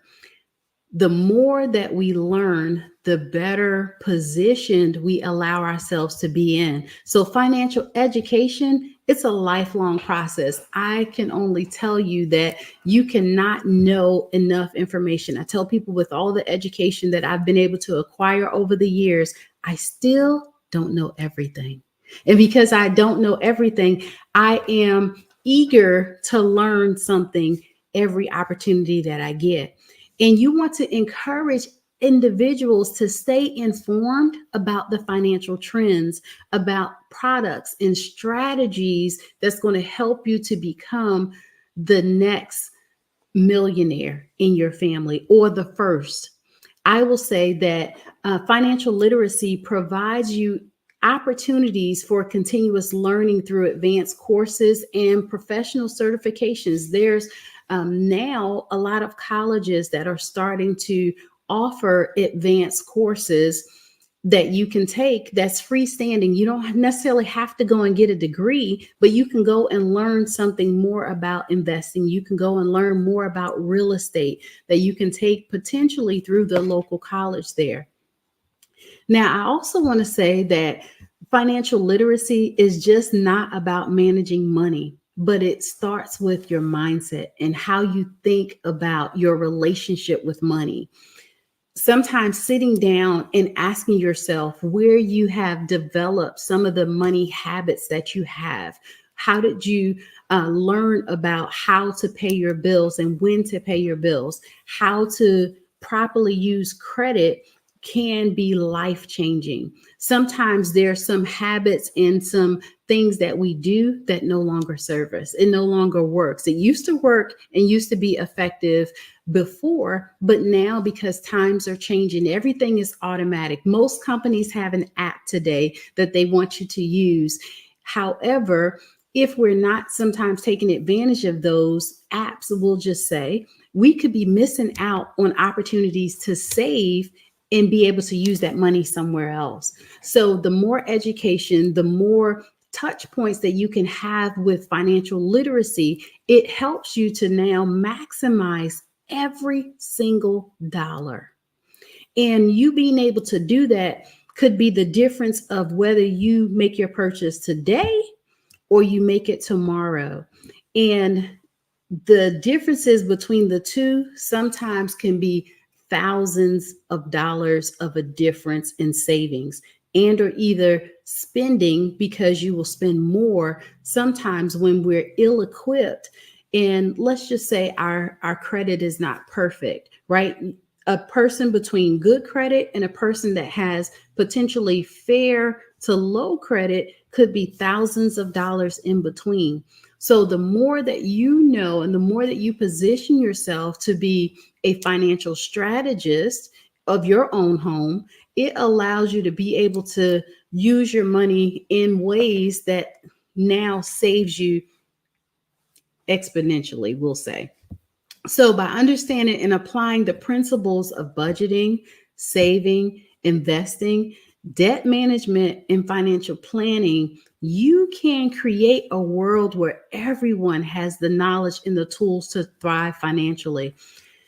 In my business, it's called Inside Inspired Women, where we help people, we help primarily women, to learn the financial aspects of money. The reason why we deal with women primarily is because they're the nucleus of the family. And we as women sometimes have the initial touch points of the home, meaning that we can help the children as well as support our mates as well. And so with that, we can bring everybody together and help them to learn the financial aspects of what it takes to, let's just say, run a home, right? Run a home successfully, as well as be professional business owners. With that being said, the knowledge that we acquire has the ability to affect everything about us, meaning that money is the one thing that we need on a regular basis, the same way we need air and we need water. So I will say that as you are positioning yourself to learn more about financial literacy, think about the things that you need and that you would like to learn a little bit more about, and start there. Start with making sure that you have a great budget in place. If you don't know about budgeting, learn some more about budgeting. If you are inquisitive and you want to know more about investing, find out more about investing. It does not have to be a huge plan that you put together, but whatever it is that you can come up with that you know that you need as far as your finances are concerned, start there and commit to improving your financial literacy as well as helping others do the same. The more knowledge that we acquire, the better position we are to pass that information off to someone else and allow them to be successful as well. So position yourself to share your knowledge and support financial education initiatives. It affects everything about us, and whether we are successful at being homemakers or whether we are successful at running major companies, money still affects us. And the more that we position ourselves to know about that, the more that we can make financial strides as we continue to build rich legacies as we're moving forward, as well as strive to make informed financial decisions every single day. And sometimes for some people, when you're setting up your budget, it's okay to make comparisons from one grocery store to the other, or sometimes pull up different gas apps like Gas Buddy to find out where they could be offering cheaper gas or cheaper opportunities for you to save as you're on your journey, because you can take the money that you're saving and invest it or put it somewhere where it's going to grow and accumulate to where you can, take a nice vacation, or you can make your purchase on your home or buy an investment property or potentially get that new car that you want, right? However, whatever decisions that you make, when you make those decisions, having knowledge helps you to be able to be confident in the decisions that you're making. And last but not least is together, meaning we all can build a financially literate world one step at a time. Don't compare yourself to the other people that may be doing the same thing that you want to do successfully. Learn from them, even what it is that they're doing, how they're doing it, where they're acquiring their information, and so that you can be able to put those things into place and be inquisitive. Enjoy the journey. If nothing else, know that where you are today does not have to be where you'll be tomorrow or the next year. Just know that hard work pays off, and you having a mindset that you are going to change your situation one decision at a time, as well as taking one step at a time in your financial literacy journey, is going to be the thing that's going to help you to be the most successful. I know that as I've been working with clients well over 20 years, that there has not been a situation that I've come across that we have not been able to improve. However, determination is everything. If you know that you're not comfortable with your situation financially, where you are, whether it is that you want to expand your business and you don't have the resources currently now, find out what available resources there are out there for you and change it. We do not have to sit and settle for the norm. We don't have to sit and settle with the things that we feel like used to be okay and just continue on that path. We can do something about it because we're empowered. We are very resourceful individuals. And the more resourceful you are, the more successful you are. The differences that I have seen in doing comparison studies culturally is that sometimes when we are looking at our financial situations and wanting to make decisions on whether or not we should expand now or if we should expand later, is the resourcefulness that comes behind that, right? Knowing who to ask for what and how to get the help that you need can also be an empowering tool. Let's just face it, I did admit that I didn't know everything. And so I have been on a quest to learn the things necessary in order for me to become successful. And I will say that you can do the same thing too. And if we all take it our own responsibility and ownership of being able to help others go to that next level, we can change the trajectory and have a global impact like never before. However, it starts with us, right? It starts just with me making a decision that I'm going to take on financial literacy and I'm going to help somebody else. And that person in turn helps someone else. And all of a sudden we have financially conscious individuals that's making wise choices, and they're using their monies to create generational wealth. Can you imagine you being the one that set up a plan that's going to help your family's trajectory as long as you can think of, right? Generational wealth is not just one generation. And when we talk about putting a lifestyle together, it takes 1 to 2 generations a lot of times to change a habit. And sometimes the generation is a 10 to 20 year gap. Meaning that if we train up our children in a certain lifestyle and habit, and they now take that on and they teach it to their children, that's where the 10 to 20 year gap comes in at. And I don't know about you, we've been behind long enough with financial literacy that we can now take ownership and do something different because we have tools at our disposal. We have people in communities that have been set up with the knowledge and the experience. All we have to do is tap into that. With you taking the ownership to tap into that, though, it allows you to become empowered and built up in your financial knowledge. And with that, you can take those and make the decisions necessary in order for you to be able to change. I will say that if you continually have had a challenge and you are now finding yourself that challenge is coming up more regularly, that's the time when you feel like, or you know that you need to get some help, right? Don't sit there and suffer in silence, knowing that you need to do something about your financial situation and don't do anything. Bills are not going away. We still have to eat. We still need resources, right? Utilities and different things like that. So now is a good time for you to be able to do that. I have put together a lot of plans that have been helping people to change their trajectories. However, what's your plan? What are you going to do with the information that was shared here today?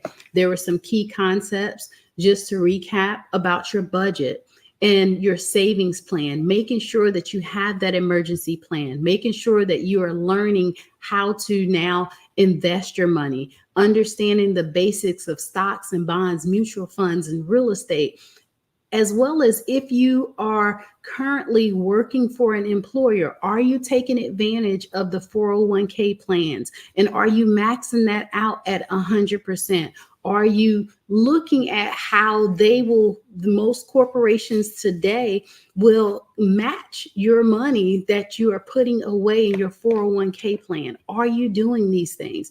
And if you don't know what that looks like, there's coordinators that will talk with you to help you to learn what it is that you're going to need in the stages of investing or retirement, in the stages of potentially buying a home. Did you know that you could borrow from your 401k to make a smart investment and a decision that could help you to change everything? Don't limit yourself. Learn what debt management is. Learn how you can make a difference and put financial planning in place. A good financial plan, whether it's short-term, mid-term, or long-term, can help you to change everything about you as well as your family's future. With you being able to do that, it allows you to be able to see the money that you have today. And sometimes if you just make 1 to 2 moves in your investments or in your spending habits, could change everything. However, we don't know what we don't know. And when you find yourself in those situations, this is the time where you potentially want to get some help. You want to solicit the advice of a professional, whether that is a professional investment person, whether it is a professional insurance person, or a coach in financial literacy, someone that can help you to set a plan up and potentially go through the steps necessary that's going to help you to be able to set your family and your future on track.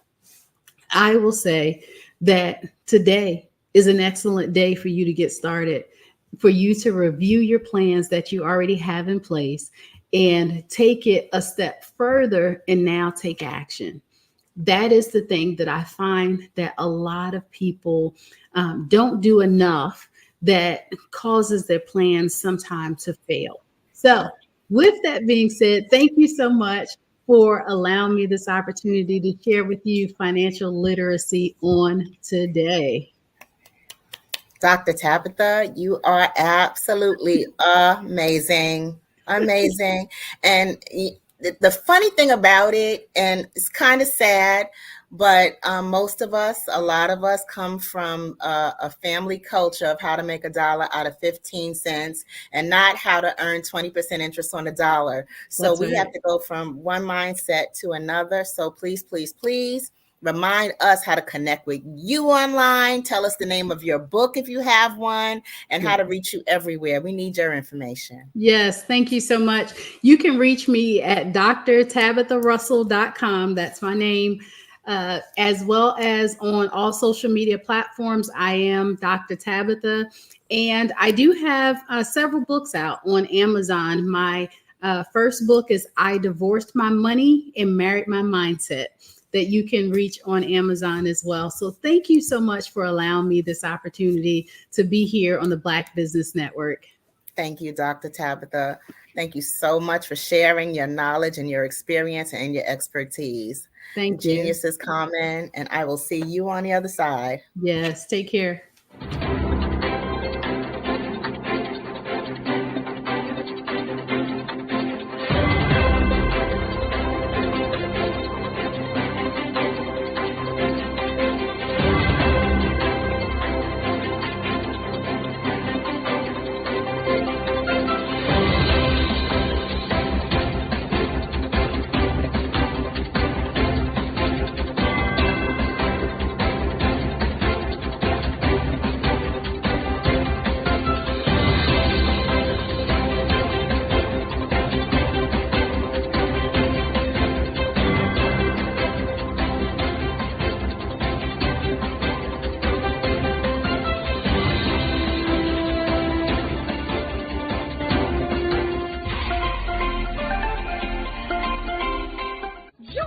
Dr. Eric Kelly III and a host of phenomenal speakers from all around the globe for this 7-day virtual event that you don't want to miss.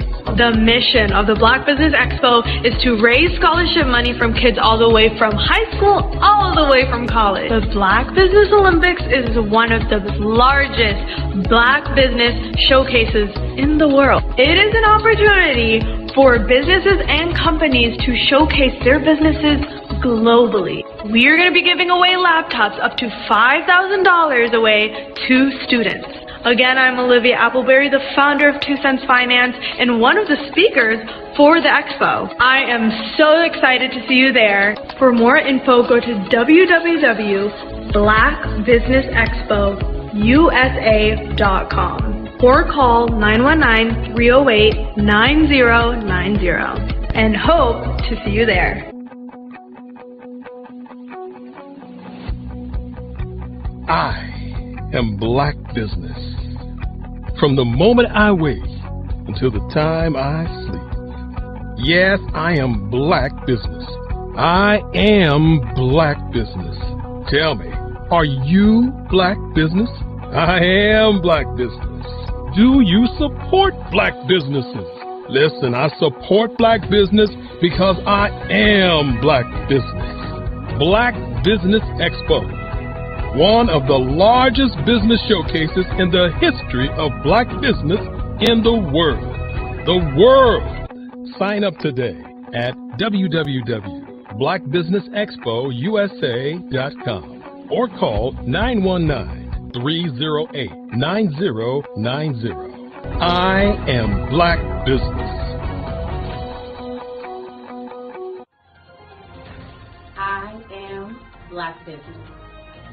From the moment I wake until the time I sleep, I am Black Business. I am Black Business. Are you Black Business?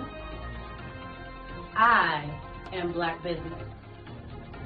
Do you support Black businesses? I support Black business because I am Black Business. Black Business Expo, one of the largest business showcases in the history of Black America in North Carolina.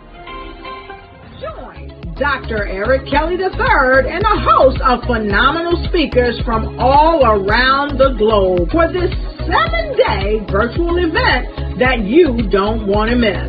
The mission of the Black Business Expo is to raise scholarship money from kids all the way from high school, all the way from college. The Black Business Olympics is one of the largest Black business showcases in the world. It is an opportunity for businesses and companies to showcase their businesses globally. We are going to be giving away laptops up to $5,000 away to students.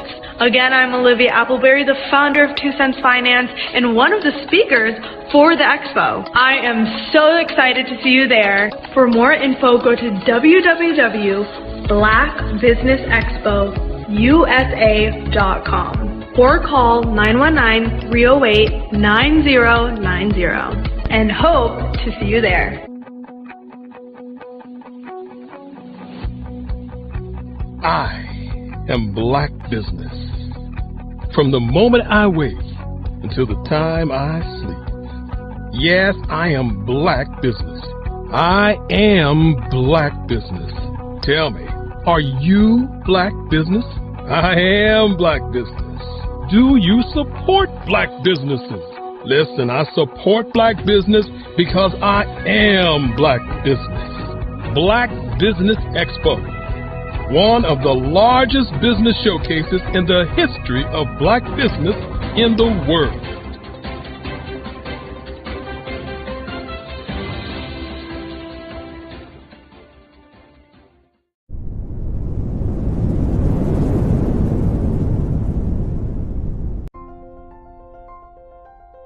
What if you could build your own city? A place where every child can find nurturing people to help them achieve their full potential. A place where every adult can access job training support. Where health education is abundant. Where social justice ruled the land. A place without limitations. Welcome. You have arrived at STEM City USA. It is what every city should be. A safe and trusted community where you find people and resources to help you become everything you are and beyond. STEM City is unlike anything you have ever experienced. It is a digital twin of the world around you, only better. STEM City is about energy and soul renewal. It is more than a digital world.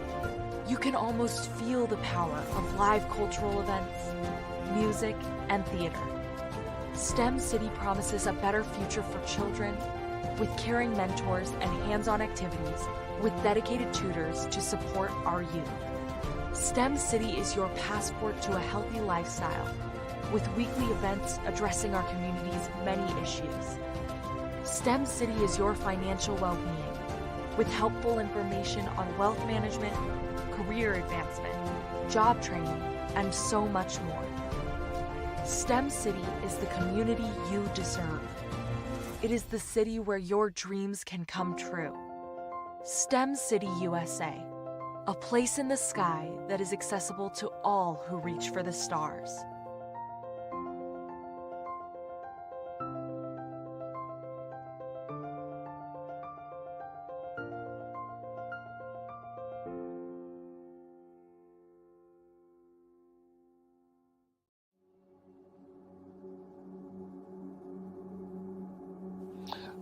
I was born and raised in southeastern West Virginia, the coal fields. My father was an AME minister. For me, I was very fortunate. Even though I grew up in the segregated South, I was surrounded by flourishing Black businesses. Doctors, lawyers, bankers, dentists. They were all there and they were all successful. And I guess that's part of my dream, is to see that success come back. My name is Joseph Simmons, and I am the founder of the Center for Micro-Entrepreneurial Training. We have this moment in time where we can change the trajectory of people. And our focus is on women, Black and brown entrepreneurs, and their access to capital, their ability to build thriving businesses, the ability to employ people. There's a study that showed that in those three communities, especially Black and brown communities, $1 stays in those communities for 30 minutes. In white community, $1 stays in their communities for 8 hours. So think about it. For you in a Black or brown community to get gas, to get food, to go to a restaurant, You've got to leave your community, take those dollars out of that community and take it to another community that's already being well served. So if we can reverse that, if we can go from 30 minutes to an hour to 2 hours, that's progress. That's what we need to do. I was with SCORE. And then in May of 2020, of course, the events happened in regards to the murder of George Floyd. The other thing that I was experiencing was the denials of federal funds for small businesses. And it revolved around one thing. These businesses were not being prepared for grants and for government programs. And I came up with the idea for the Center for Micro-Entrepreneurial based off those two things. Morgan Stanley had a report out in 2020, first quarter, and it talked about there were 3 groups that were massively devastated by COVID-19 on their business. That was 1, women, number 2, Black, and number 3, brown entrepreneurs. The research showed that they had less cash on hand, they had less opportunity to go into a bank and get money, and they were very dependent on family and friends to keep their business up and running. If we can focus on those 3 groups, then we can have a dramatic impact on our communities. Really, the focus is on 3 areas. And those 3 areas are 1, the people, number 2, the courses, and number 3, a support network. Here at CMAT, we will provide you with the fundamentals for generational success. And you will be creating a vibrant community by attending our 5-day immersive training course.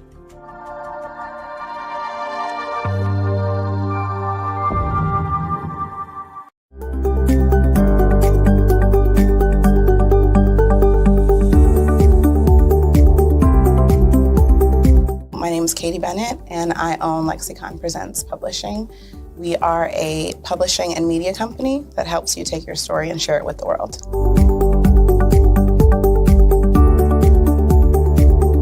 You know, for a while, I just had my family telling me to just hang it up, get over it, you know, and I had no support. And it was in your program that I really understood the necessity for having that help, having that support. And so now I actually feel like a CEO as we scale, as our clientele changes, as my company is opening doors for other people to, you know, take care of their families.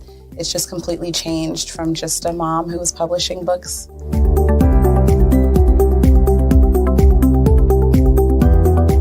I was at a point where my job, although it was paying really well, wasn't enough. And my business was always in the red, and I was tired of it. And so I came in just hoping to get some sort of help to just not end up in the red every month.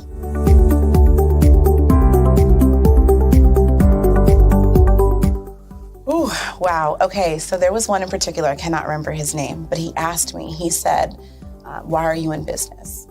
And I told him that I wanted to make a difference and I want to help my community. And he let me ramble on for a while. And then when I was done, he was like, okay, all of those things are great. They make you a humanitarian, not a business owner. And he was the one who told me, he's like, you know, you have this great service and you're offering it at like a great value price.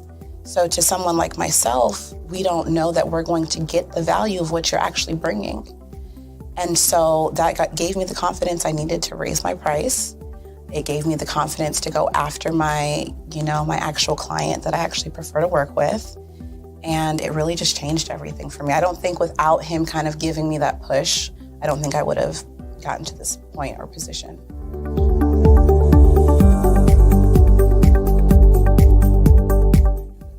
Wow, the benefits is just having a coach that holds you accountable. They set goals with you. That's been my favorite part. She has amazing experience, you know, and so she brings her strategies and her ideas, and she helped me narrow down, you know, what services I actually wanted to offer, how I could actually continue to offer it, how many clients at one time could I have. All of the information that she's given has just really transformed my entire company. And so I know I would have never gotten to where I am today and having some of these partnerships that I'm, you know, having now without her help.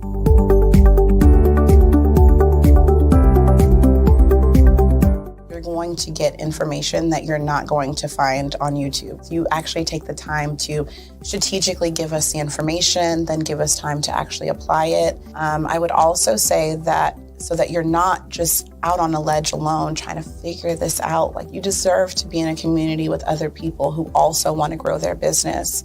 And then finally, the biggest thing I think I took away from CMET was that I had a whole office in Longwood. I still do, and at the time I had not paid my business tax receipt. I didn't know that that was something you had to do.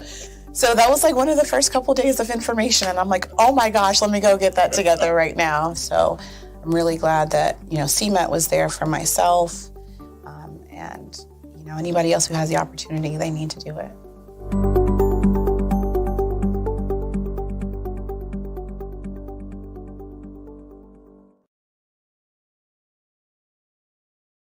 Absolutely.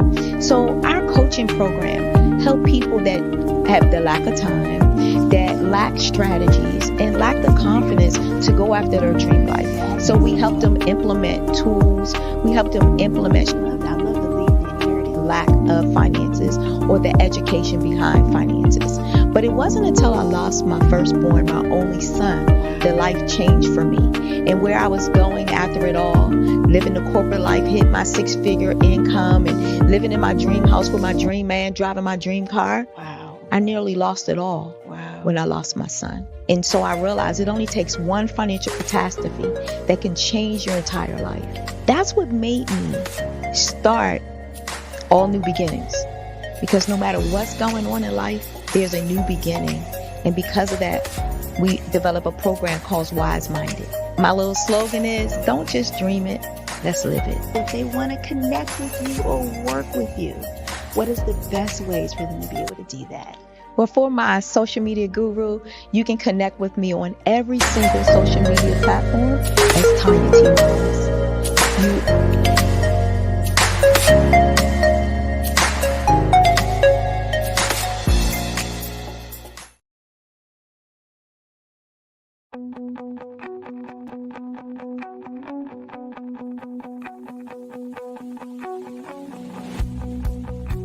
I am Black Business. From the moment I wake until the time I sleep. Yes, I am Black Business.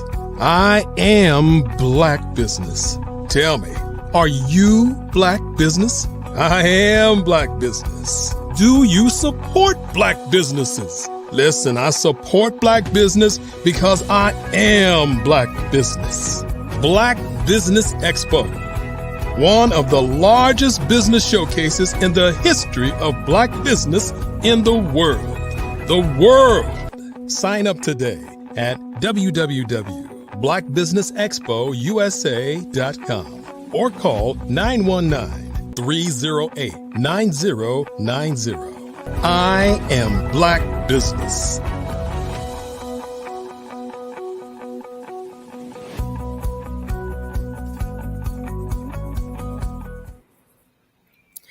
Good afternoon. Good afternoon, business owners, entrepreneurs, thought leaders, and corporations. Welcome to the Black Business Network. My name is Eartha Watts Hicks. I am the CEO of Eartha Tone Books, publisher of Love Changes, Graffiti Mural, and A Planner is a Girl's Best Friend, as well as a freelance writer, editor, and PR writer and affiliate for blackpr.com. And I am your business moderator this afternoon on the Black Business Network. The Black Business Network is a 24-hour business network showcasing Black businesses, business owners, entrepreneurs, and thought leaders worldwide. We have speakers from North Carolina, London, Singapore, Africa, Japan, cities all over the United States. The Black Business Network is a global community sharing its business knowledge to empower, inspire, and educate businesses about business. Now, our next speaker is me. Now, my name again is Eartha Watts Hicks. I'm an NAACP award-winning author, longtime active member of the Harlem Writers Guild, and executive editor at Harlem World Magazine. My debut novel, which is Love Changes, which is this little beauty right here, won the Just Read Literary Game Changer Award from the NYCHA, New York City Housing Authority branch of the NAACP. And at that time, I was named New York City Literacy Ambassador. Love Changes also won, Reader's Favorite Silver Medal in Urban Fiction. It also won Top 50 Sexy Story, and it was recognized as a summer read by the New York Amsterdam News and Fashion Avenue News as well. So this afternoon, I would like to speak about my second book baby, which is Graffiti Mural. Now, Graffiti Mural is a collection of poetry, short stories, and personal essays, most of which take place in New York or are New York City inspired.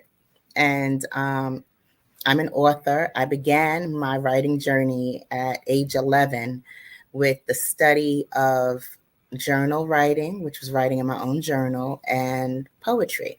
So I started writing poetry at the age of 11, and there has always been poetry and songwriting at some point in my life from the time I was about 13. If you want to go back to age 11, you can say age 11 if you want to count those poems. But I say age 13 because I don't remember any of the poems I wrote at age 11. So a good chunk of my life went towards being an aspiring songwriter. And it was on that journey that I had learned that getting a song on the radio was not as simple as creating or writing a great song. There had to be a whole avenue for you to get your music to the artist, to the record label, to get it pressed, to get it on an LP, to get it performed on the radio. And if you are a stay-at-home mom, which I was at the time, that connection, that circle of influence is not easy to come by. So it was that passion that led me to turn what was my song catalog into chapters of a novel, which soon became Love Changes. And along the time and along the journey of me writing Love Changes, and after I had published Love Changes, I was continually writing pieces, be they poetry, be they healthy starts to different novels and different projects, to personal essays, things that I had experienced in my own life that may have been just a quirky afternoon, but resounded with so much meaning that I wanted to capture it. So those types of pieces are what went into Graffiti Mural, which is my collection of poetry, short stories, and personal essays. And Graffiti Mural features me here as a graffiti art behind the model, and the image of the model and that gateway alley that she's posed against the wall is a photo by Harlem photographer Kenny Graham, who does photography for his own brand, which is JD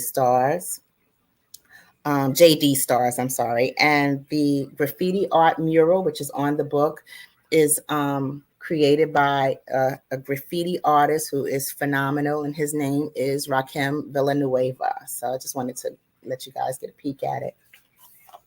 Now, my goal for Graffiti Mural was just to do two things. One, have fun with the writing process, because, you know, I had a conversation with some of my artist friends recently that the struggle, because we have this whole internal struggle of imposter syndrome. So it's like no matter what we write, how long we wrote it, how long it took us to write it, how much we studied it, how much we researched, how much we rewrote it, how many times it's been edited, there's still this nagging voice that tells us we're not good enough.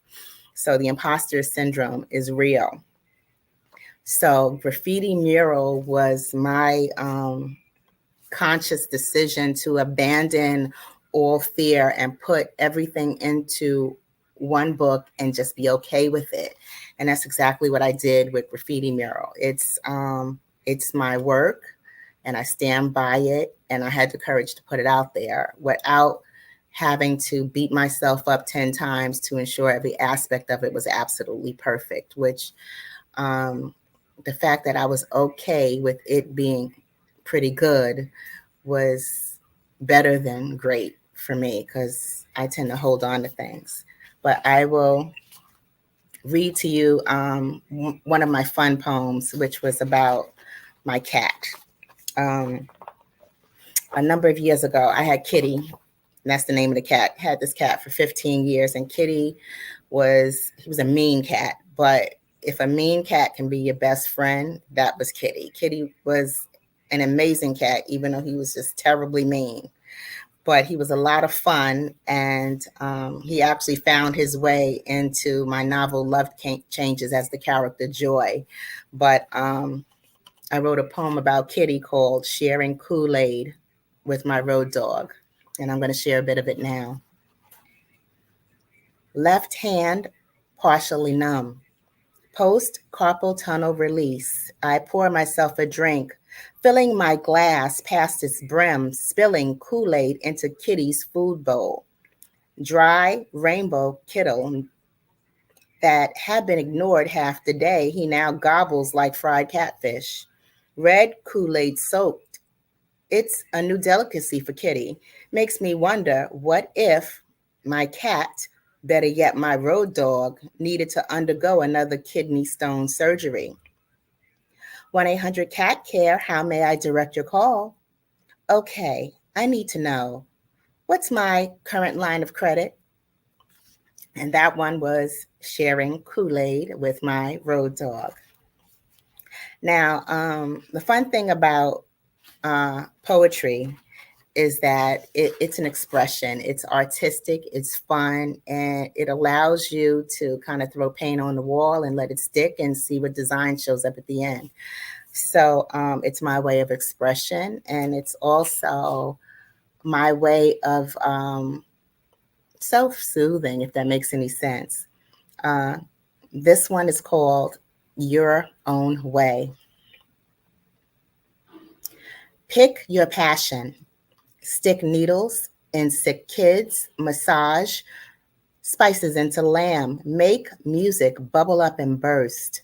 Go, satisfy your Jones, bruise your body and your ego. Play games, kick game, or shoot game. The choice is yours. Scream your secrets. Be your dream. Drown your misery in chlorine. Write or read. Or write to read until split infinitives and dangling participles leave you hanging breathless. Then come back from that. Take a nap. Wake up to makeup. Beat your face. Punch a bag or fix cars. Race, skate, fly. Paint the town. Paint the clouds and some happy trees. Plant a tree. Watch the stars. Name a star. Be. Positively switch your new do to one you wouldn't usually do. Whatever it takes to ensure your Jones is completely satisfied, do you all the way. Just keep doing you your own way. And that one is Your Own Way, which is one of my my little favorites. Now, Graffiti Mirror actually took me about, I want to say maybe about 6 months to compile. And I say 6 months to compile because I was always writing and I always had the material. It was just a matter of selecting the material that I wanted to present in the work. Here's another one, a poet who loses a note. I wrote an incredible poem, but I misplaced it. In my search for lost poem, I stumble across 10 more I don't remember writing. I know they're mine, my handwriting. I guess I'm scribbling on the go, words, letters, seeds, on the bus or subway, on the run, crafted everywhere, standing in line within any sliver of idle time without realizing I dump thoughts. I craft poems, though I still have yet to find the poem with the best timeless one line. The other 9 I did find are better. So I'll keep searching. That's a no-brainer. And yeah, that's the basics of what my writing is and my poetry, that is. And here's one more. This one I wrote as part of a workshop at the Frederick Douglass Creative Arts Center that was in Manhattan. It was one of those programs that would open up. Ooh, it was year round. Actually, it was year round, and it gave aspiring writers a chance to study in a workshop with some of their literary heroes. So in this poetry writing workshop, I got a chance to study under renowned poet Jackie Johnson. I got a chance to take novel one under Valerie Wilson Wesley, who at the time was like my favorite author. So I would go to her workshop, her writing workshop for novel one, with a bag of her novels that were my own collection of her novels. And I never worked up the courage to ask her to autograph the novels for me. But in a twist of fate, she wound up endorsing my novel Love Changes, because I did study and take her workshop. So that was the beauty of it, of that experience. And my poem that I'd written in that Frederick Douglass Creative Arts Center poetry workshop is called Summers Down South. My childhood summers spent down south taught me appreciation, a lesson the moment I stepped my polished shoes onto my family's red dirt acre. Ghetto red bricks now appealed like castle stone. By day, I'd race in white tennis shoes, my dust cloud a short leg behind my barefoot cousins. Board games. Can't easy bake mud pies, but they'll just have to do. We'd never bring sunscreen. I'm easily baked by noon. Quenching my thirst at the water pump, I'd kill for an ice cube. By night, call me the mosquito feeder, an avid reader. There's only Channel 2. Early rest on the makeshift bed, rags that feel like nails, till I rise at the rooster's crow. Walk the eerie walk in the dim of dawn out to the outhouse where I handle my private business in the company of busy buzzing flies. The long journey back, I'm anticipating my room, my toys, color TV, home to the projects to watch the Bradys and play with Barbie. No dream house, still I am happy just to be me. Yeah, so I grew up in the early 70s, and it was a time where I had lived in a housing project. And in living in a housing project, I used to think, oh, this place is terrible, especially in the 70s, because New York during the 70s was abandoned buildings. This is the Bronx. Abandoned buildings, rubble, dirt lots, burnt out buildings, stray dogs, graffiti, crime. New York in the 70s was not the New York it is today. So I remember, I used to feel, oh, I wish I lived somewhere else, because you'd watch television and on television, the kids were getting ponies for Christmas. So, to make a long story short, I used to visit the South like every summer. And when I would go down South, there was no air conditioning anywhere. Not even in New York, we didn't have air conditioning in the 70s. But in the South, they barely had electricity. There was a water pump outside. We didn't have running water. We didn't have an indoor bathroom. We didn't have a shower, and it was so hot. It was ridiculously hot. And my cousins were happy to run and play and do everything barefoot when I was used to wearing my sneakers everywhere, which they call tennis shoes. Why are you playing outside in your tennis shoes? So, the experience that I had in the South as a child in the 70s made me come back to at least appreciate electricity, running water, ice in the freezer in New York and playing with toys in a different, because the different dynamics there were in the 70s made me realize to learn to appreciate exactly what I had. And things are different for all of us now in the North and in the South. And lives have changed, and, you know, our people's economy have changed, and our culture has changed, and it has evolved. So, you know, when you think of the 70s was just, and I hate to count the number of years, just a few short decades ago, it's amazing when you realize just how much of a dramatic difference we've had as a people and what we were just a few short decades ago, as opposed to what we are and have access to now. And maybe that's one of the reasons why the powers that be fear our advancement so much and try to limit what we have access to. But it's up to us to offset that, do the best that we can, and keep it moving.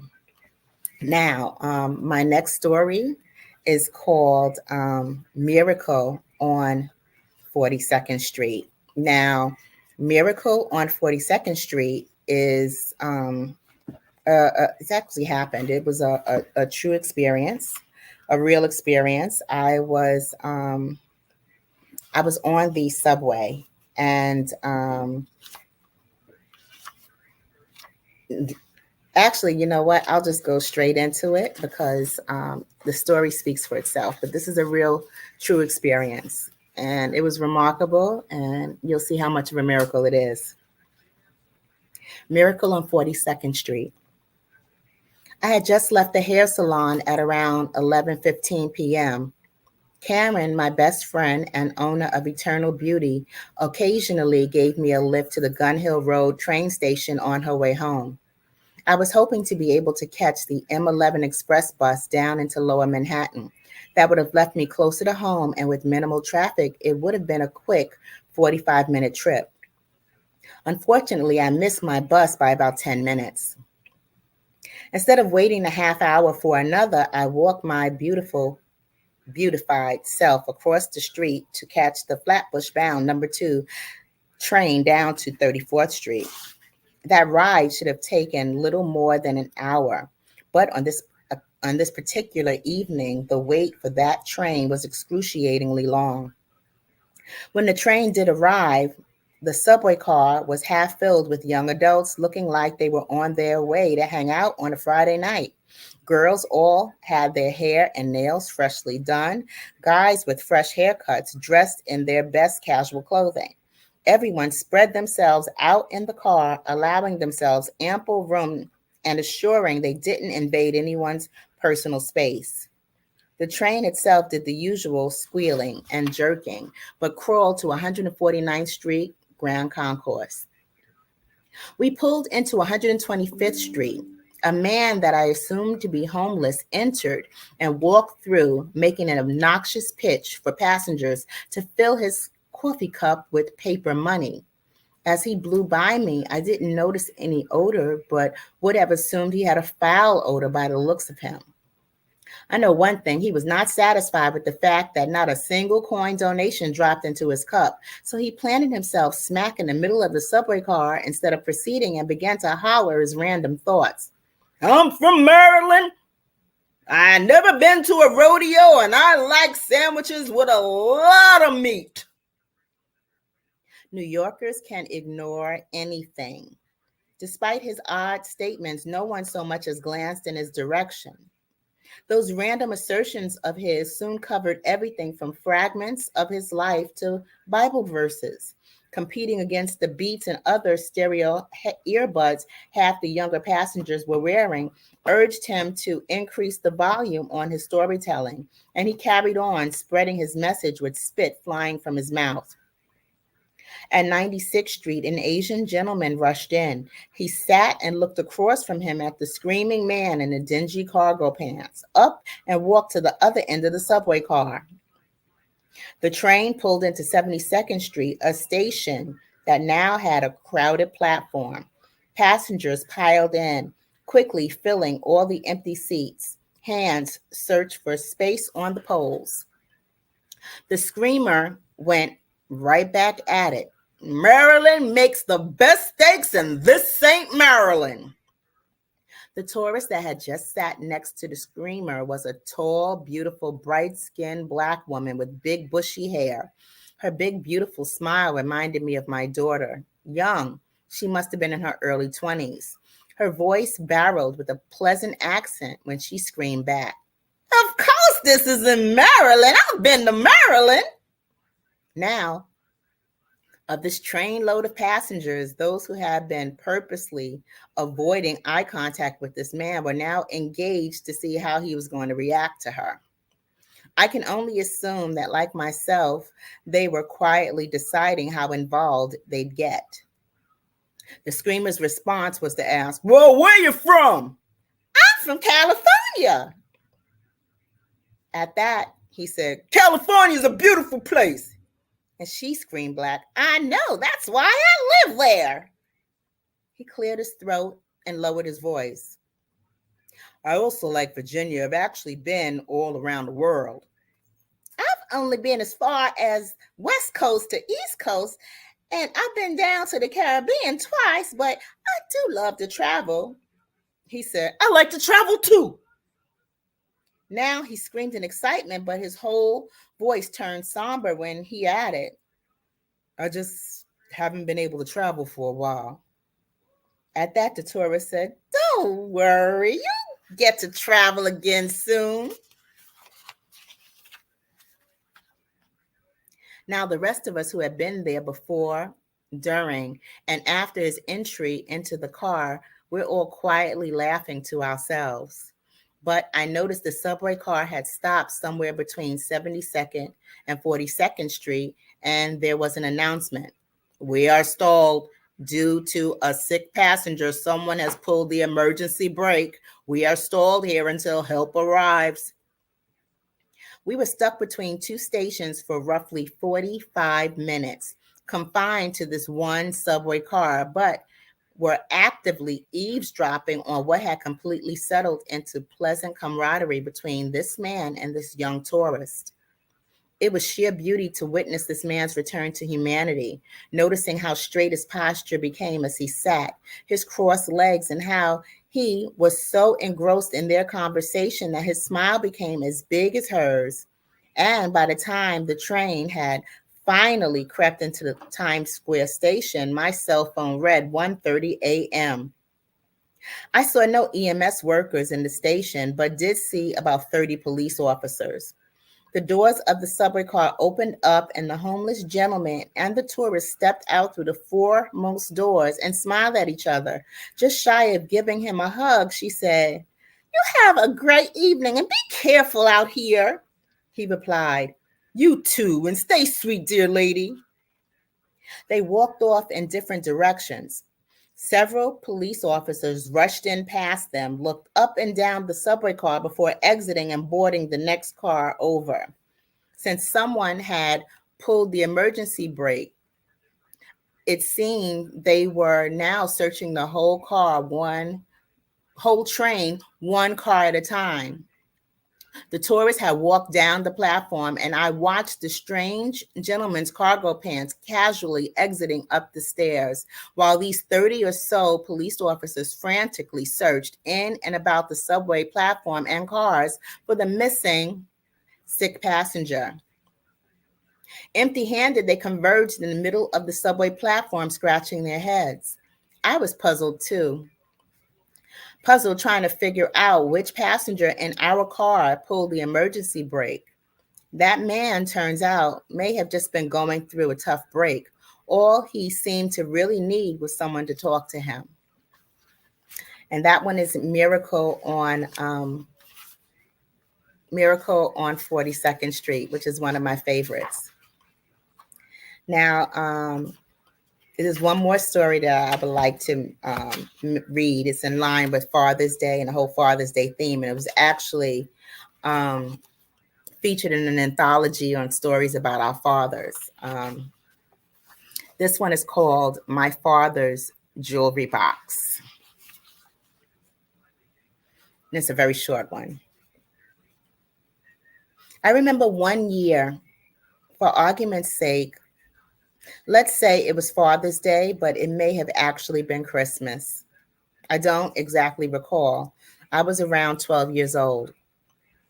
But I remember my father had expensive taste, and for this occasion, I wanted to get him something that he would buy for himself.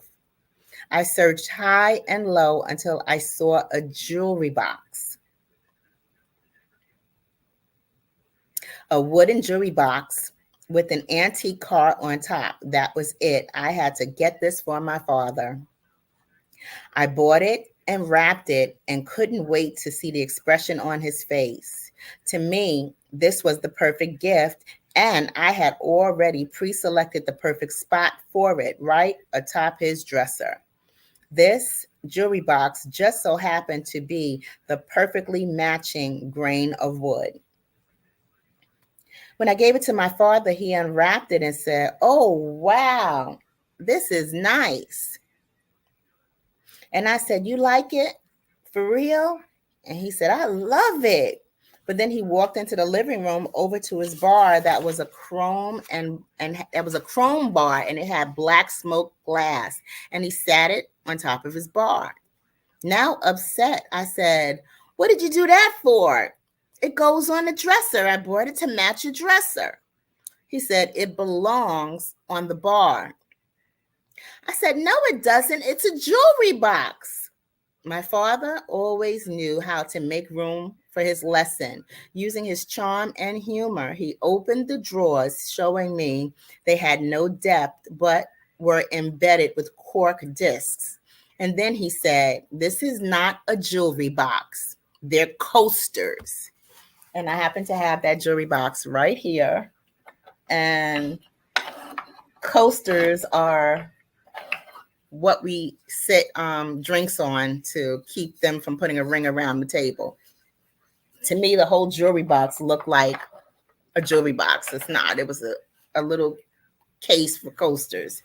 But I didn't even know there was a need for coasters at 12 years old, because I put my drink and my glass on top of the table because it belonged to me. I didn't know anything about protecting furniture from ring around the glass. But that's life, and that's youth. And this is my book, Graffiti Mural. And if you would like to find out more about Graffiti Mural, you can look for Graffiti Mural on Amazon.com.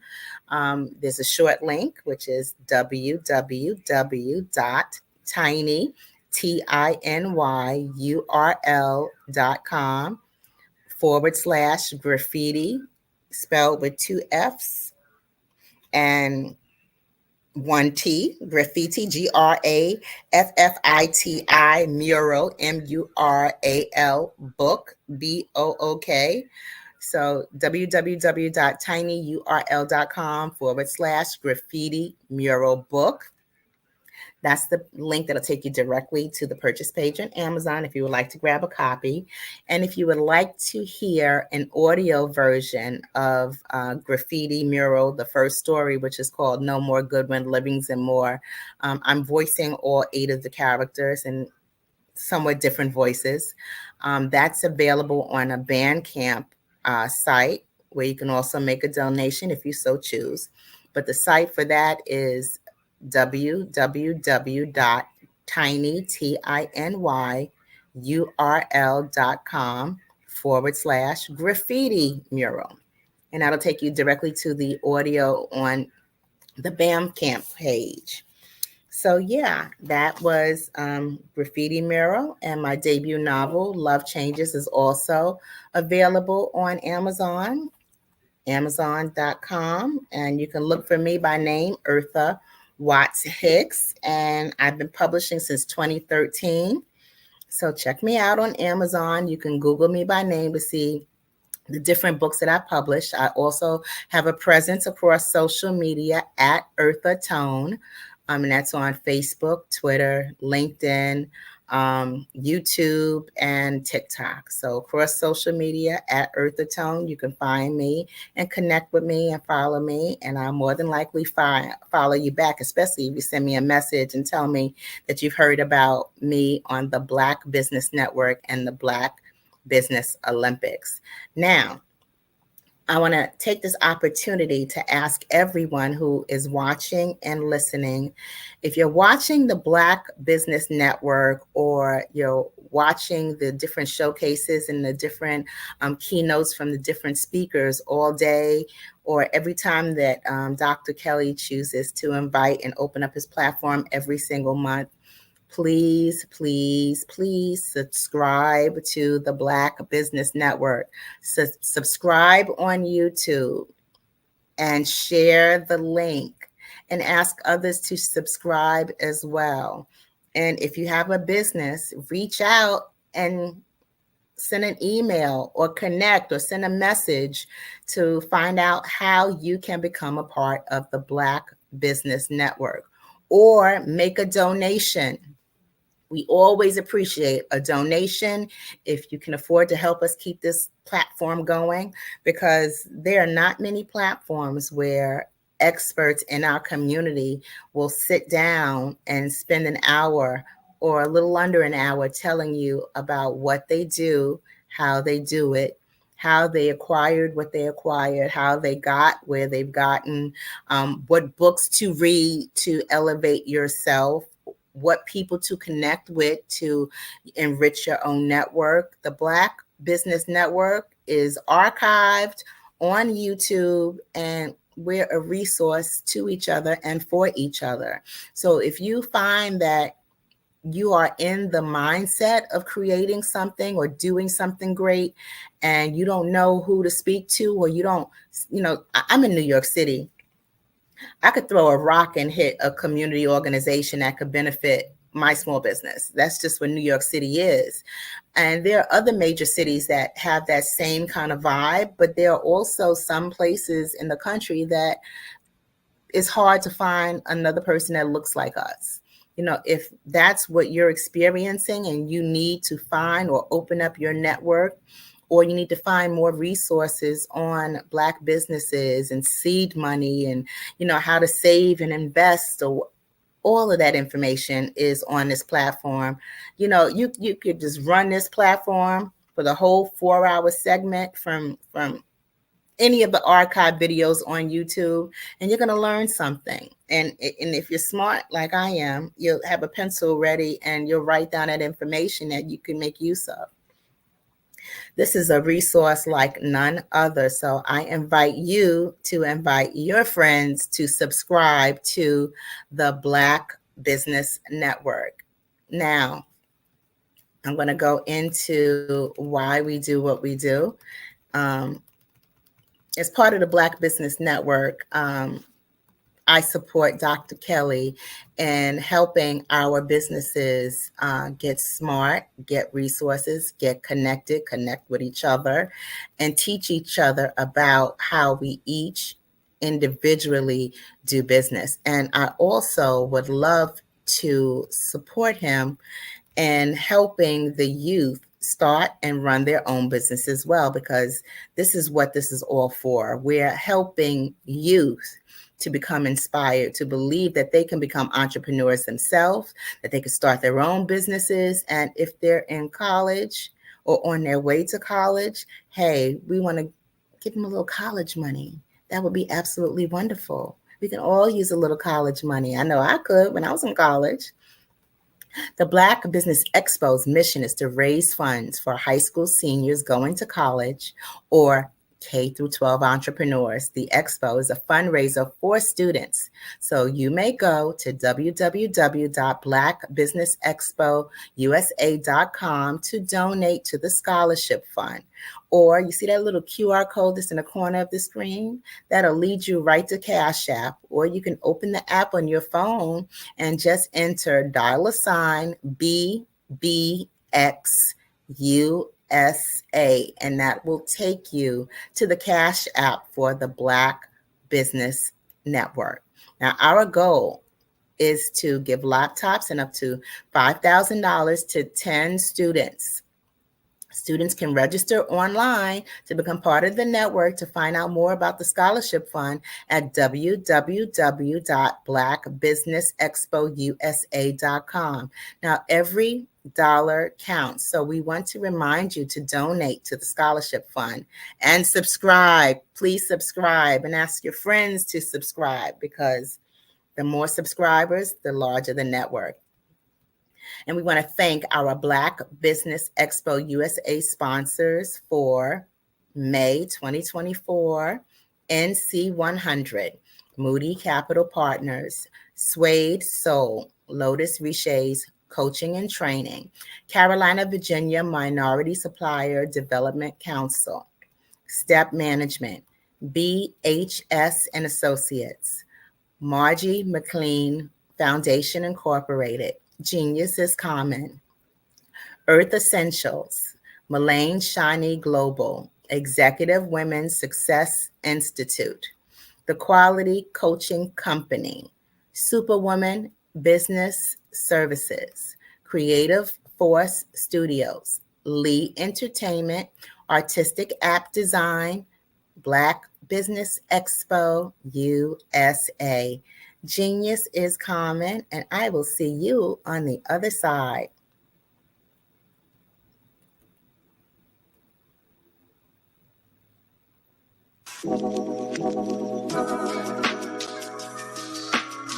The African company and the African CEO is making a conscious decision to bring on someone external to the continent versus bringing on someone who is from Ghana or Kenya or South Africa. And so the skill sets of the people that we take through our executive leadership training program and ultimately on the placement, obviously have to be extremely high caliber. So what we look for are corporate executives at the vice president to C-suite level, as well as Black entrepreneurs. When we look at the Black corporate executives, we're looking for some very specific skill sets, whether that be around supply chain, sales and marketing, engineering, product development. We want our folks to be able to add immediate value to the corporate board, right? And the other thing is, even if they don't necessarily have specific industry experience, they're bringing a diversity of thought.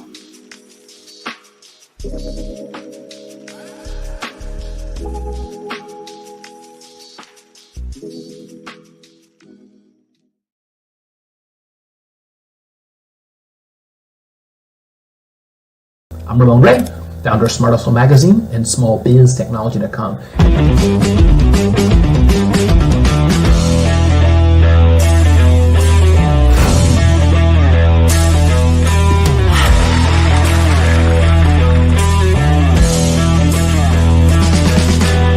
You're here today to celebrate small business success. Stand up on your feet. You rocked the house. It was amazing. Didn't we learn? For me, success comes from failure. One thing not to do is shake somebody's hand like this.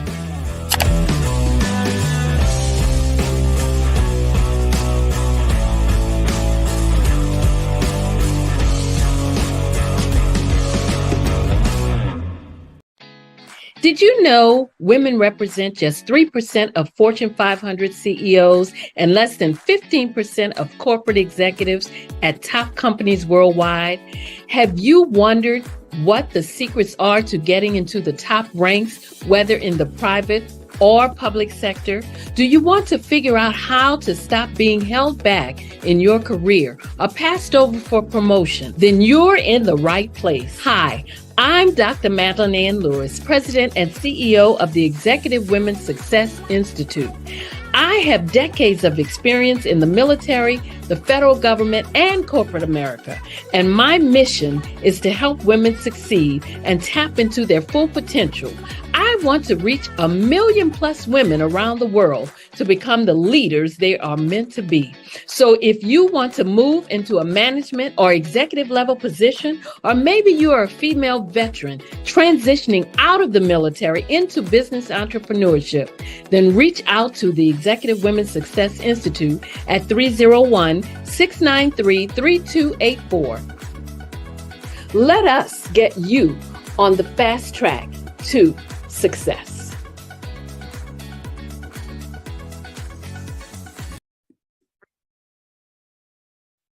Hello, I'm Dr. Madeline Ann Lewis, President and CEO of the Executive Women's Success Institute.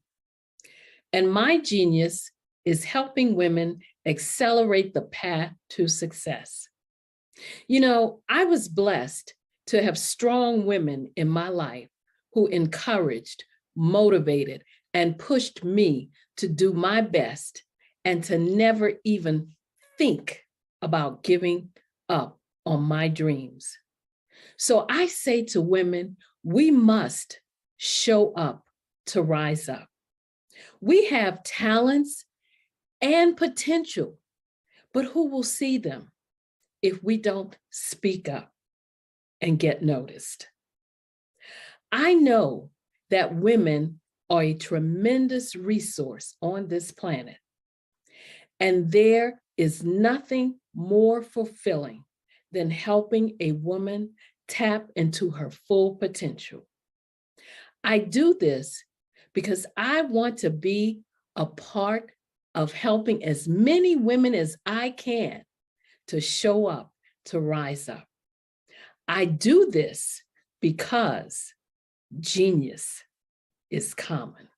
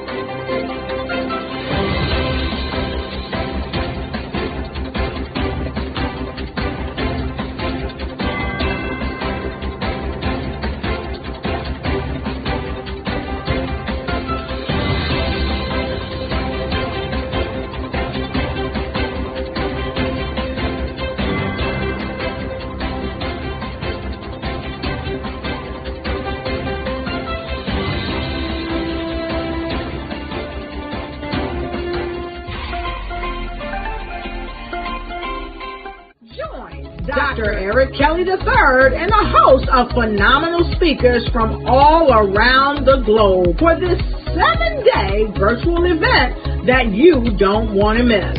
The mission of the Black Business Expo is to raise scholarship money from kids all the way from high school, all the way from college. The Black Business Olympics is one of the largest Black business showcases in the world. It is an opportunity for businesses and companies to showcase their businesses globally. We are going to be giving away laptops up to $5,000 away to students.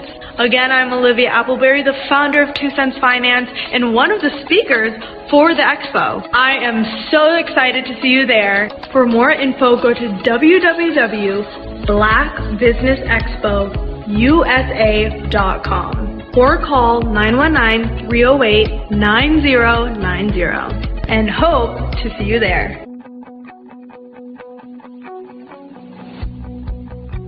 I am Black Business. From the moment I wake until the time I sleep. Yes, I am Black Business. I am Black Business. Tell me, are you Black Business? I am Black Business. Do you support Black businesses? Listen, I support Black business because I am Black Business. Black Business Expo, one of the largest business showcases in the history of Black business in the world. The world! Sign up today at www.blackbusinessexpousa.com or call 919-308-9090. I am Black Business. I am Black Business. From the moment I wake until the time I sleep, I am Black Business. I am Black Business. Are you Black Business? I am Black Business. Do you support Black businesses? I support Black business because I am Black business. Black Business Expo, one of the largest business showcases in the history of Black America in North Carolina. Join Dr. Eric Kelly III and a host of phenomenal speakers from all around the globe for this 7-day virtual event that you don't want to miss.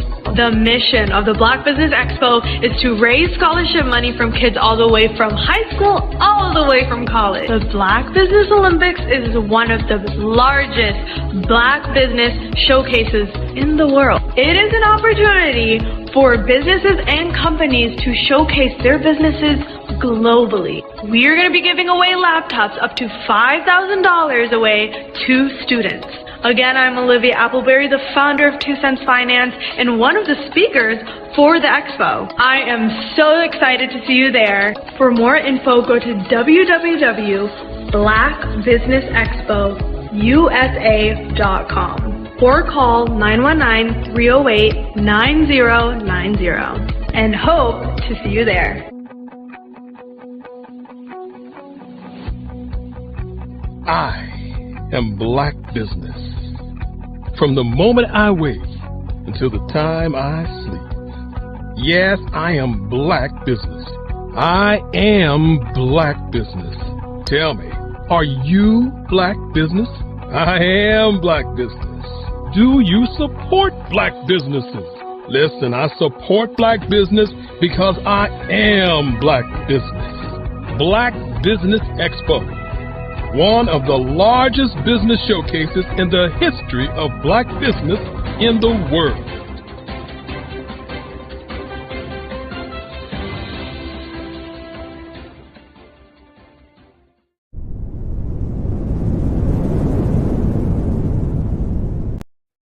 Hey everyone, it's Grant McGaw, CEO of 5 Star BDM and host of the award-winning Follow the Brand podcast and TV series, where I help you to build a 5-star brand that people will follow. My genius is personal brand development through intelligent communication and helping you achieve your business and career goals. I am a requested speaker on digital technology and brand development issues. I want to work with you to increase the value of your current opportunities while attracting new ones. Every one of you is unique, and we all share challenges that can be addressed through smart branding. As a super connector, I work with you as an executive coach to guide you along the complicated business and career development road, providing the enhancement tools and information you need to succeed. Together, I will help you succeed in today's challenging business climate. I will evaluate and measure your progress. Best of all, I am right alongside you every step of the way. Build the brand called you. Genius is coming. Absolutely. So our coaching program help people that have the lack of time, that lack strategies, and lack the confidence to go after their dream life. So we help them implement tools. We help them implement, I love to leave the inherited lack of finances or the education behind finances. But it wasn't until I lost my firstborn, my only son, that life changed for me. And where I was going after it all, living the corporate life, hit my 6-figure income, and living in my dream house with my dream man, driving my dream car. Wow. I nearly lost it all when I lost my son. And so I realized it only takes one financial catastrophe that can change your entire life. That's what made me start all new beginnings. Because no matter what's going on in life, there's a new beginning. And because of that, we develop a program called Wise Minded. My little slogan is, don't just dream it, let's live it. If they want to connect with you or work with you, what is the best ways for them to be able to do that? Well, for my social media guru, you can connect with me on every single social media platform as Tanya T. Williams.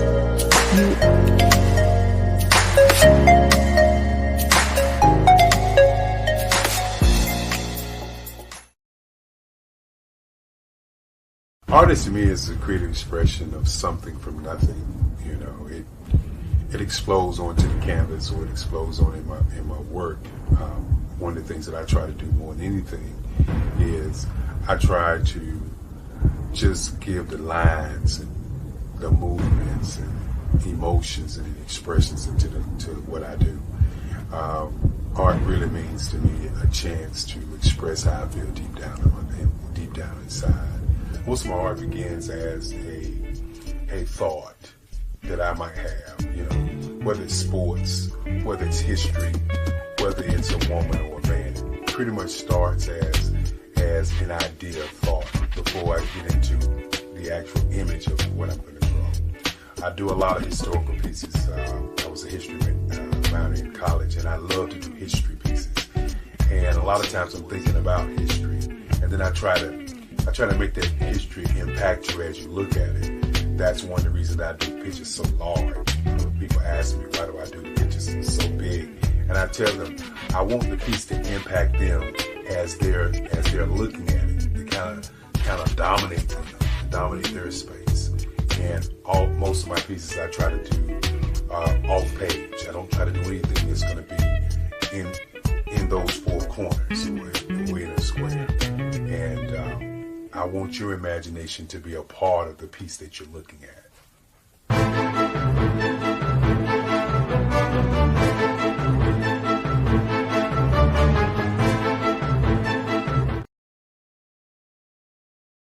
Follow the Brand TV broadcast host, Grant McGaugh, as he visits with top executives and entrepreneurs to find out their secrets of success with their personal brand. Follow the Brand TV broadcast host as he focuses on brand development to build better relationships, bring value to your business, relationships, and career. You will enjoy listening to each episode that is tailored to speak to you directly. If you're looking for this type of clarity in terms of building your brand, you have tuned into the right station. Each episode will help you to shape a conversation in the 5-star BDM network of 20,000 professionals and become a springboard for your corporate engagement and business opportunities. Each guest will frame their story in the areas of personal branding, business development, career development, financial empowerment, and technology innovation. Grant McGaugh explains why he is the CEO and owner of his own professional career. Grant is an accomplished business leader and entrepreneur who wants to give back to individuals to grow their personal brand strategy. Tune in as he weaves his story about new possibilities, while to you exceed expectations. If you love storytelling, this show will make for fun. Did you know that approximately 333.34 million businesses exist today, according to a report from 2021? And you may be one of those businesses, or maybe you're not in the business market yet, but you're aspiring to be a business owner. Well, guess what? You're in the right place at the right time. Because let's face it, everything is about timing and opportunity.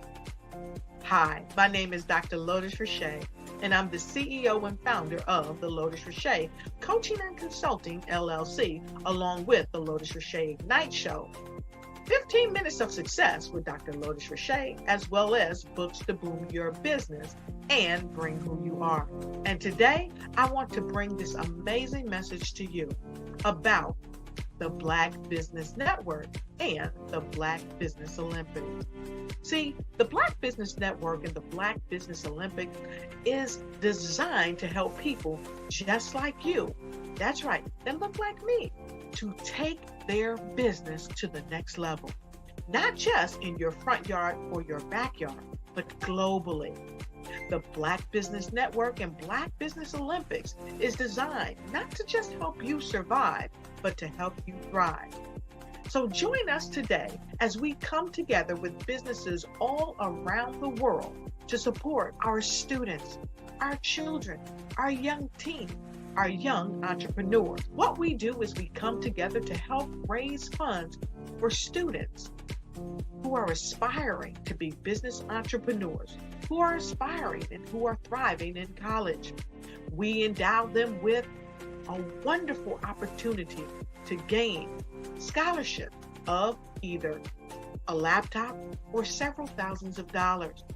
And we invite you to help be a contributor to this amazing opportunity to help someone that looks just like you. So join us today at our website and let us connect with you and help you ignite and take flight in every area of your life on the Black Business Network and the Black Business Olympics. I'll see you on the other side.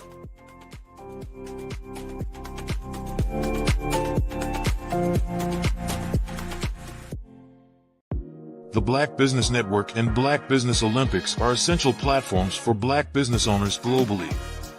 They provide the tools and support you need to succeed in today's competitive marketplace. Join us today as we collaborate together with businesses from around the world to support our children, students, and young future entrepreneurs, Black businesses and corporations. We raise funds for students going to college and young entrepreneurs who are aspiring to be business owners, and we invite you to be a contributor today. Visit the website www.blackbusinessexpousa.com to connect with and learn more about how the Black Business Network and Black Business Olympics can help you not only share your amazing business story to businesses, but also serve future generations. Hello, my name is David Jones, CEO and co-founder of the Hello LLC, where we help businesses build a culture, brand and experience, and leverage technology to pivot into Web3. Join the Black Business Network streaming live into Roku, Metaverse, STEM City, Black Multiverse Enterprises, Hulu, YouTube, iHeartRadio, Apple, Facebook, LinkedIn, Spotify, Twitch, and Google Podcasts. Tune in, turn on, and let's thrive.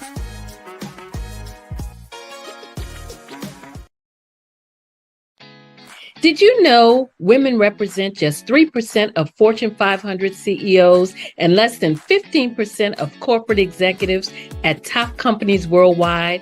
Have you wondered what the secrets are to getting into the top ranks, whether in the private or public sector? Do you want to figure out how to stop being held back in your career or passed over for promotion? Then you're in the right place. Hi, I'm Dr. Madeline Ann Lewis, President and CEO of the Executive Women's Success Institute.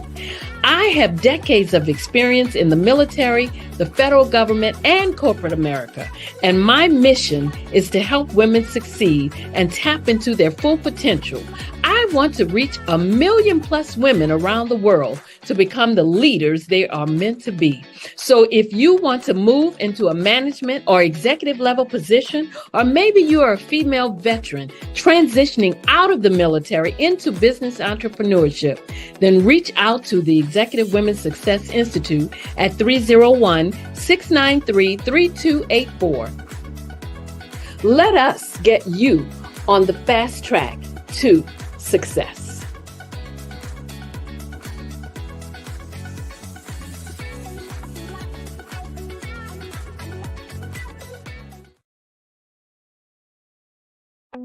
Hello, I am Dr. Eric Kelly III, the visionary strategist and founder of the Black Business Olympics.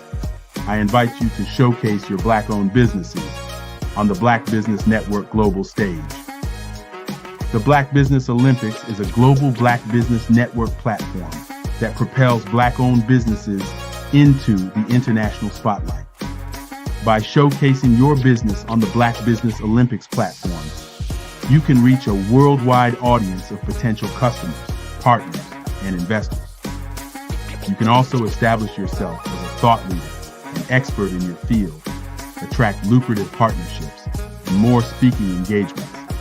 In addition, the Black Business Olympics platform provides a valuable opportunity to connect and collaborate with like-minded entrepreneurs and business professionals from around the world. This can lead to new business opportunities, ideas, and relationships. Finally, by sharing your story and expertise on the Black Business Olympics platform, you can inspire and empower others. This is a powerful way to make a positive impact on the world and leave a lasting legacy. If you are a Black-owned business owner, I encourage you to seize the opportunity to showcase your business on the Black Business Olympics platform. It is a once-in-a-lifetime opportunity to make an indelible mark on the world. Be one of the 1,000 visionary entrepreneurs who are changing students' lives, shaping industries, and leaving an unforgettable legacy for their family. Unleash your voice on our global stage and watch your business thrive. Black Business Olympics is one of the largest Black business showcases in the history of Black business in the world. Yes, the entire world. Just give me a call today at 919-308-9090.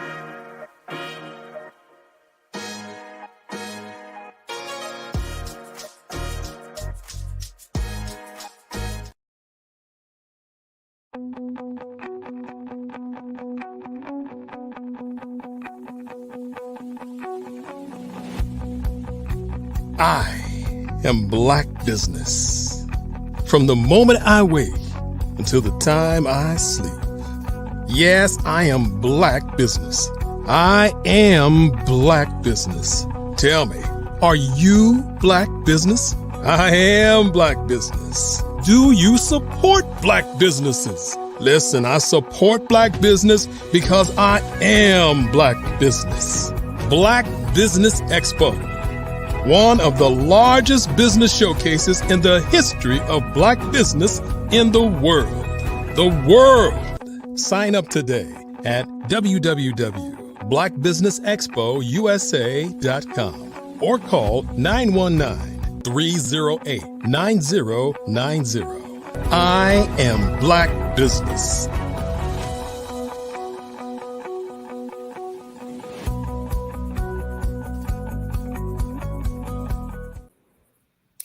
Good afternoon. Good afternoon, business owners, entrepreneurs, thought leaders, and corporations. Welcome to the Black Business Network. My name is Eartha Watts Hicks. I am the CEO of Eartha Tone Enterprises and Eartha Tone Books, publisher of Love Changes, Graffiti Mural, and The Planner is a Girl's Best Friend, as well as a freelance writer, editor, and PR writer and affiliate for blackpr.com.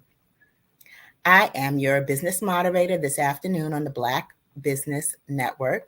Black Business Network is a 24-hour business network showcasing Black businesses, business owners, entrepreneurs, and thought leaders worldwide.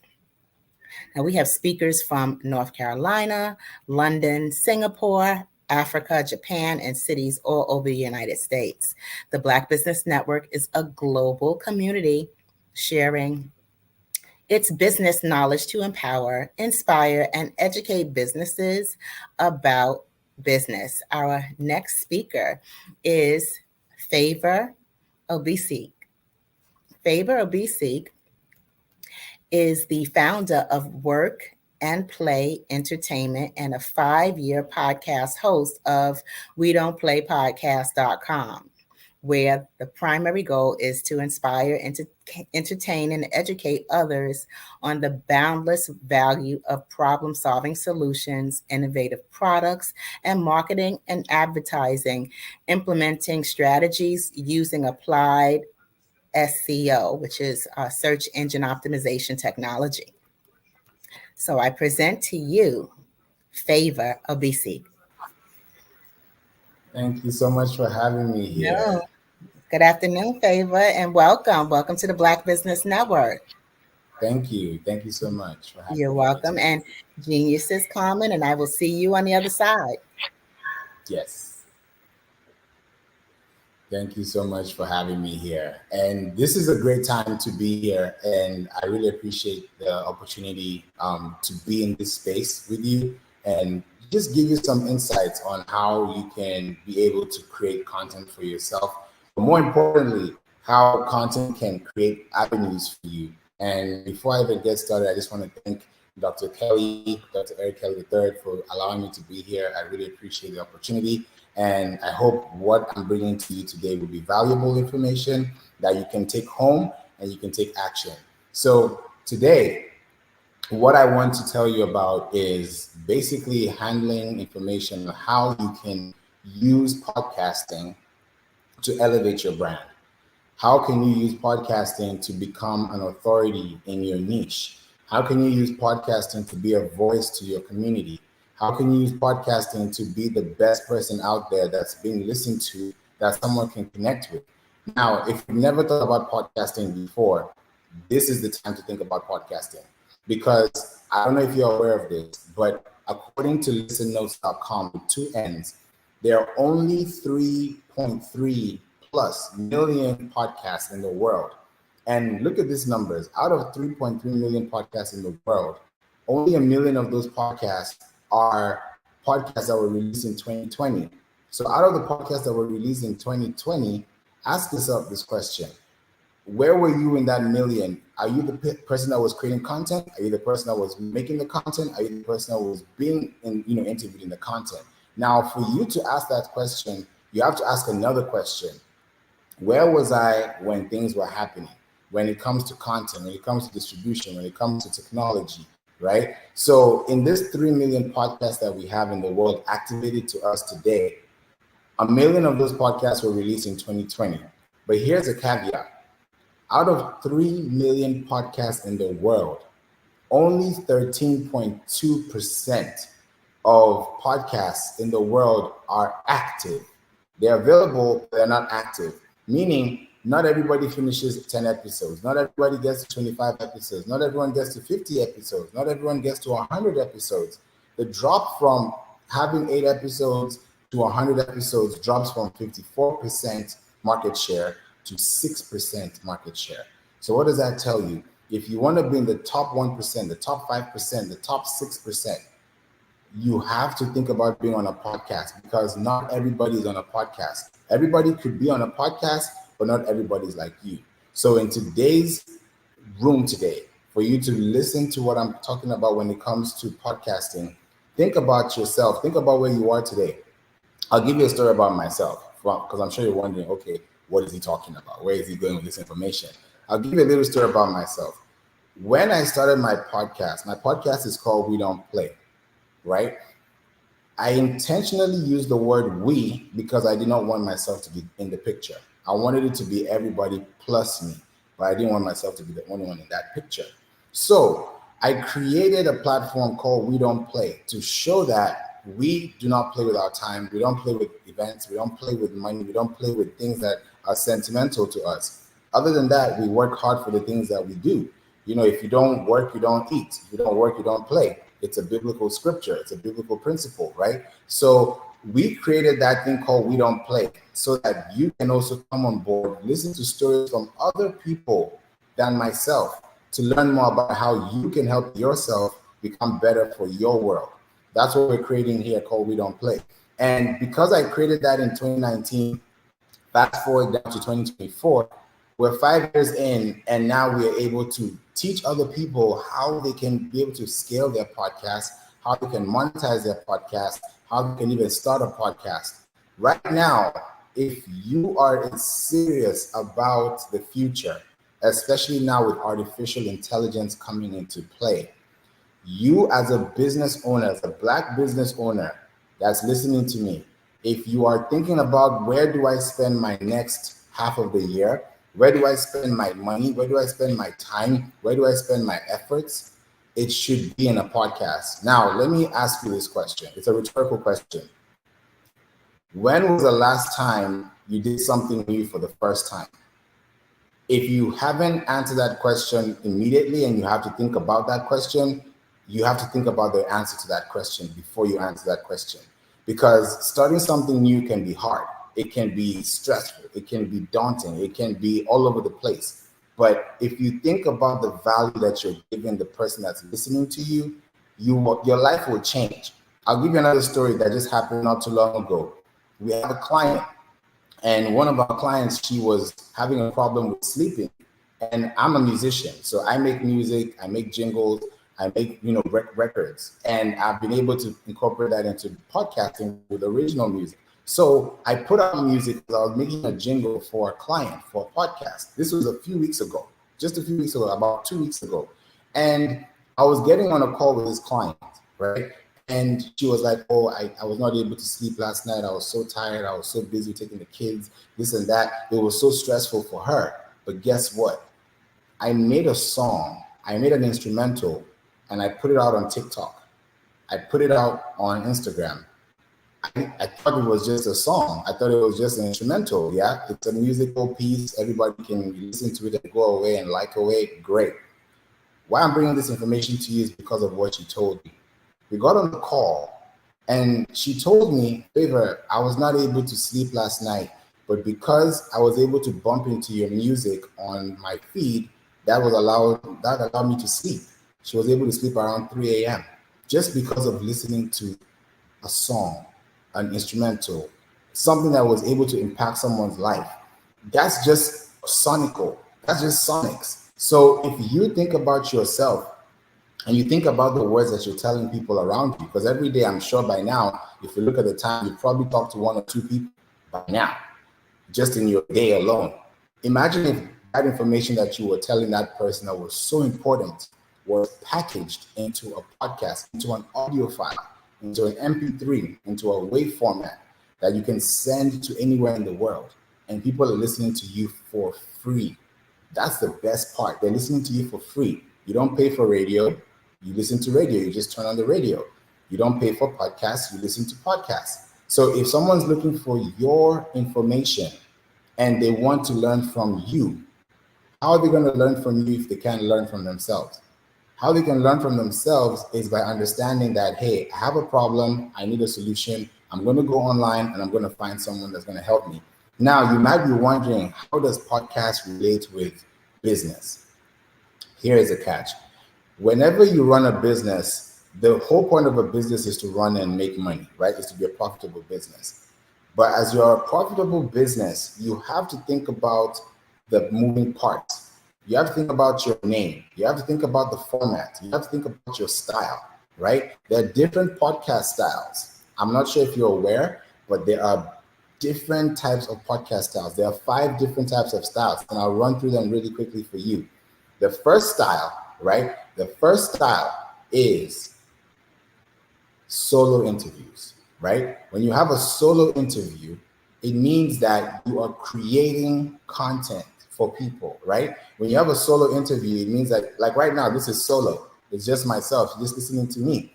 If I had a co-host next to me, that would be the second section. That's a co-host, right? The third one is pretty much a round table, more than one person, more than 2 people, right? That's 3 or more, 2 or more. That's a round table, right? Like a panel discussion, that's a round table discussion. That is also considered as a podcast style. So you have solo, you have co-host, you have roundtable. You can also have interview style, right? Interview style could be one-on-one. It could be you versus the other person versus you, right? The fourth one is what I just mentioned right now. And then the 5th one is content repurposing. So I'll break it down again.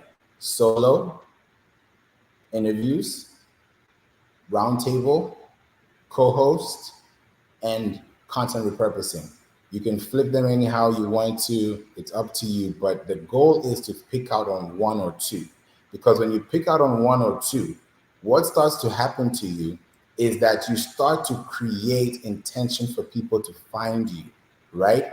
On Google alone, today as we speak, I'm sure you've used Google today. At some point of your day, you've probably used Google to search for something really quickly, and you're out the door, right? Now, with Google, you're part of the 8.5 billion searches that are happening a day, right? On Google search. Out of those 8.5 billion searches a day, 15% of those searches are new. So if you do the math, 15% of 8.5 billion searches, right? And then you do 1% of the 15%, right? You have to think about that number, that sweet spot number. That's your niche, because you're a business, right?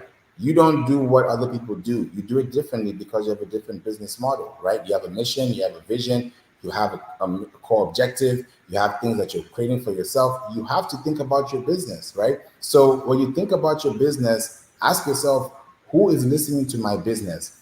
2 years from now, 5 years from now, where can you send someone easily that they don't have to pay for anything to find your content relevant for the time that you're having with them? The only place I can see is podcasts. Why?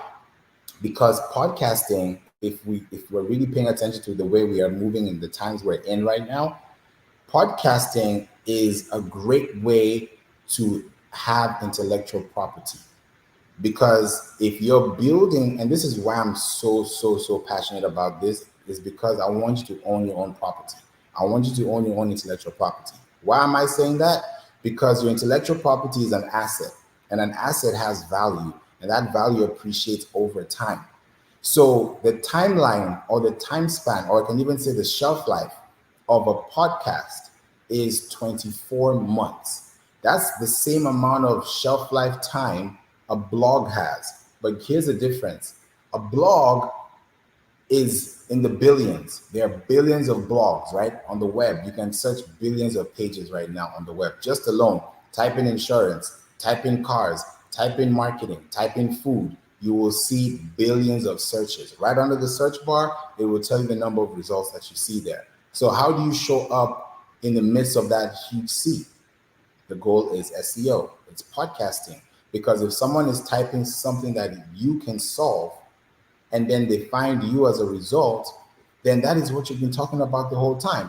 People kind of put podcasts, they put SEO, they put digital marketing, they put social media in like different buckets. Like these are all different parts of the body when we're all one body. You can't put one arm on one side, you put your head on the other side, you put your tongue on the other side, and then you put your feet on the other side. It doesn't work. It's one body. The body cannot function without the other part.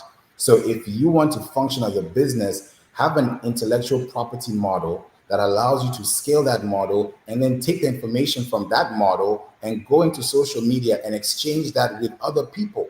You're exchanging with leverage. When you're exchanging with leverage, you have equity. You don't have really any equity if you're creating content and all you see that is your content on YouTube, your content is on Instagram, your content is on Facebook, your content is on TikTok, and all of a sudden you can't do anything past that. So if you're creating content, you want to create content that is lasting long, because that lasting content can stand the test of time. I'm speaking from experience. We're in 2024 today. What this can earn you can be something that you won't have to pay for years from now. If you just invest in a year of just creating a podcast, building a podcast, you can grow so far. You can really go so far. Do you know why you can go so far? Because you have a voice, and voice is a sound wave. That even God created the world with "let there be light." That's a voice, that's a word. So if you have the same voice and you know whose you are, right? Then you can come out strong and say, hey, I have a voice too. I have a product, I have a business, I have a goal, I have a structure. And you can tell people will not believe you until you believe it yourself. But the problem is everybody's running on social media trying to post away. Instead of posting from within and then coming out with your content assets from your website, you're doing the reverse. And that's what most people are doing, posting on social media, trying to go viral, trying to push here, trying to push there.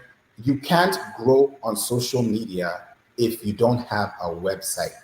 Let me give you a quick no-brainer. I talked about this earlier today because I have, great community that I connect with, and this is also another great network I'm happy to be here in.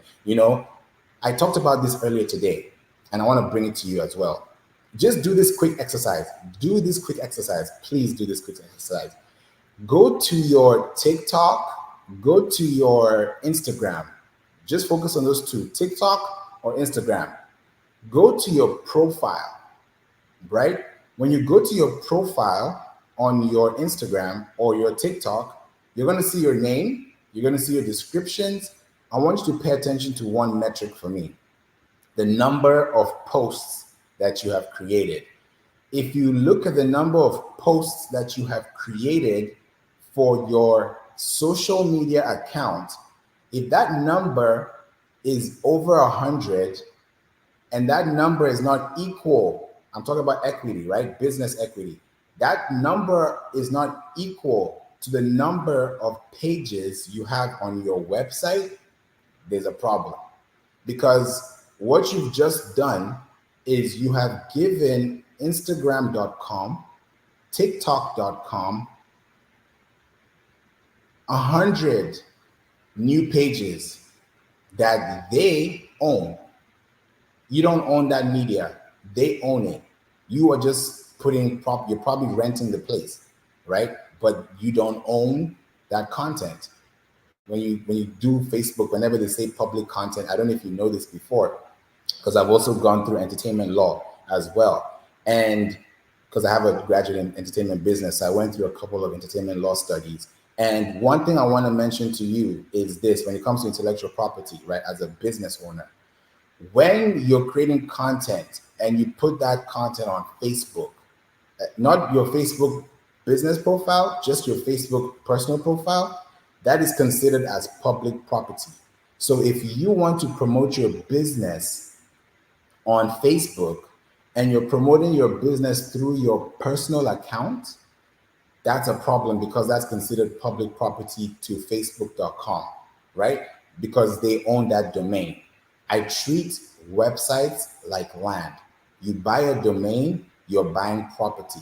You're buying a virtual address, you're buying a commodity, you're buying inventory, you're buying something. That's an expense. You can write off that expense at the end of the year as a business expense. So when you have a website, that website should not just be sitting on a platform. It should be doing numbers for you. It should be gathering data for you. The only way you can gather data like that at that capacity, at that stretch, is if you're able to focus on your IP model, create content, and ask questions, right? Because those 100 pages you have on Instagram, those 100 posts you have on TikTok, you don't own them.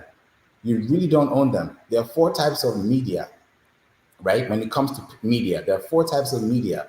There's owned media, which is what I'm referring to: blogs, podcasts, your book, this network. This is owned media, right? It's owned by somebody, right? You quality control the media, you own it, right?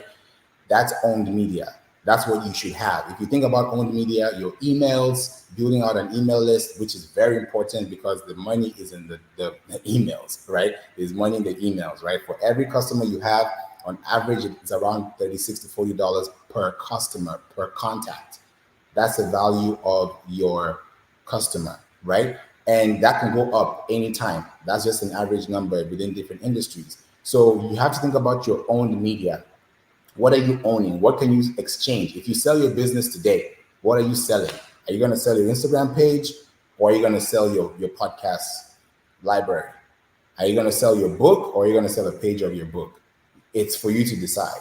So think about owned media, because when you own your media, you can own your content. When you own your content, you own your asset. When you own your asset, you own the value, and you now appreciate that value over time. The next one is paid media, right? Everybody's paying for media, especially businesses, right?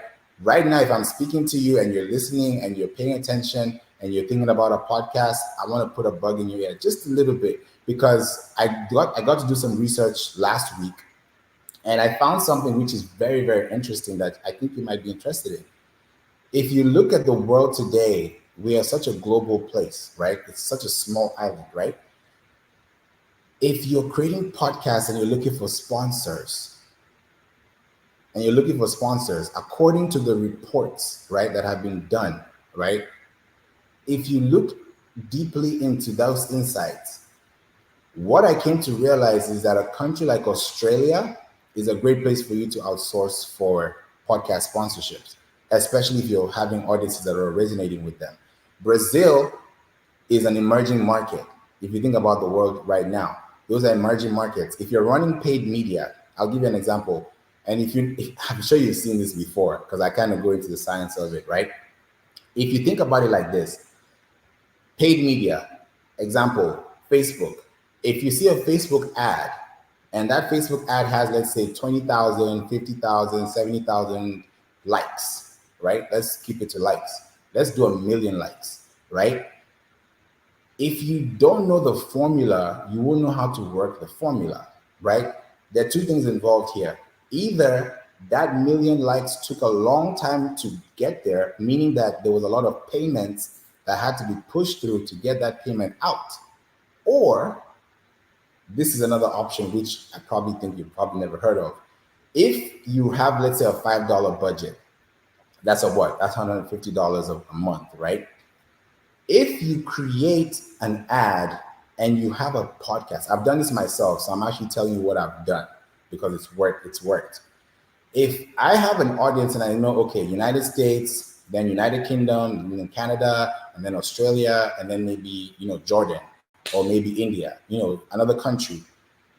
What I will do is if I know that my top audience is in the US, then I know that there are other countries around the US that I can still tap into that I don't have to pay into, if you're tracking. So if you're running an ad $5 a day, right? For example, I would run that ad to a country that is not as expensive in ads as the other. So let's say the US you're spending, let's say $2.50 a click, right? If I go to Brazil or if I go to Australia, I might pay about half of that price or 30% of that price, or maybe even 90% of that price. You can be shocked, right? And then you run the ad there because it's the same age group, it's the same gender, it's the same affinity, it's just a different audience. And when I say an audience, I mean the demographic, right? Not the psychographics, because when you're doing ads, people think of demographics. You're supposed to think about the psychographics because marketing is psychology. People read from left to right. So if you're reading from left to right, how is your marketing moved from left to right? How are you positioning yourself? Positioning equals to sales. So if you're thinking about getting sold out, whether it's an arena, an event, a business, whatever it is, you have to think about a podcast in some form or fashion. I'm sure you're wondering, now I have to start a podcast. You don't have to start a podcast. That's one thing you can do as a business to increase your asset, increase your business value. But think about it like this. Imagine if you had a podcast and then you're now going to another podcast to talk about your podcast. That's a compounded interest compared to, oh, I'm just talking and I'm just going to go and talk on this show and then I'll leave.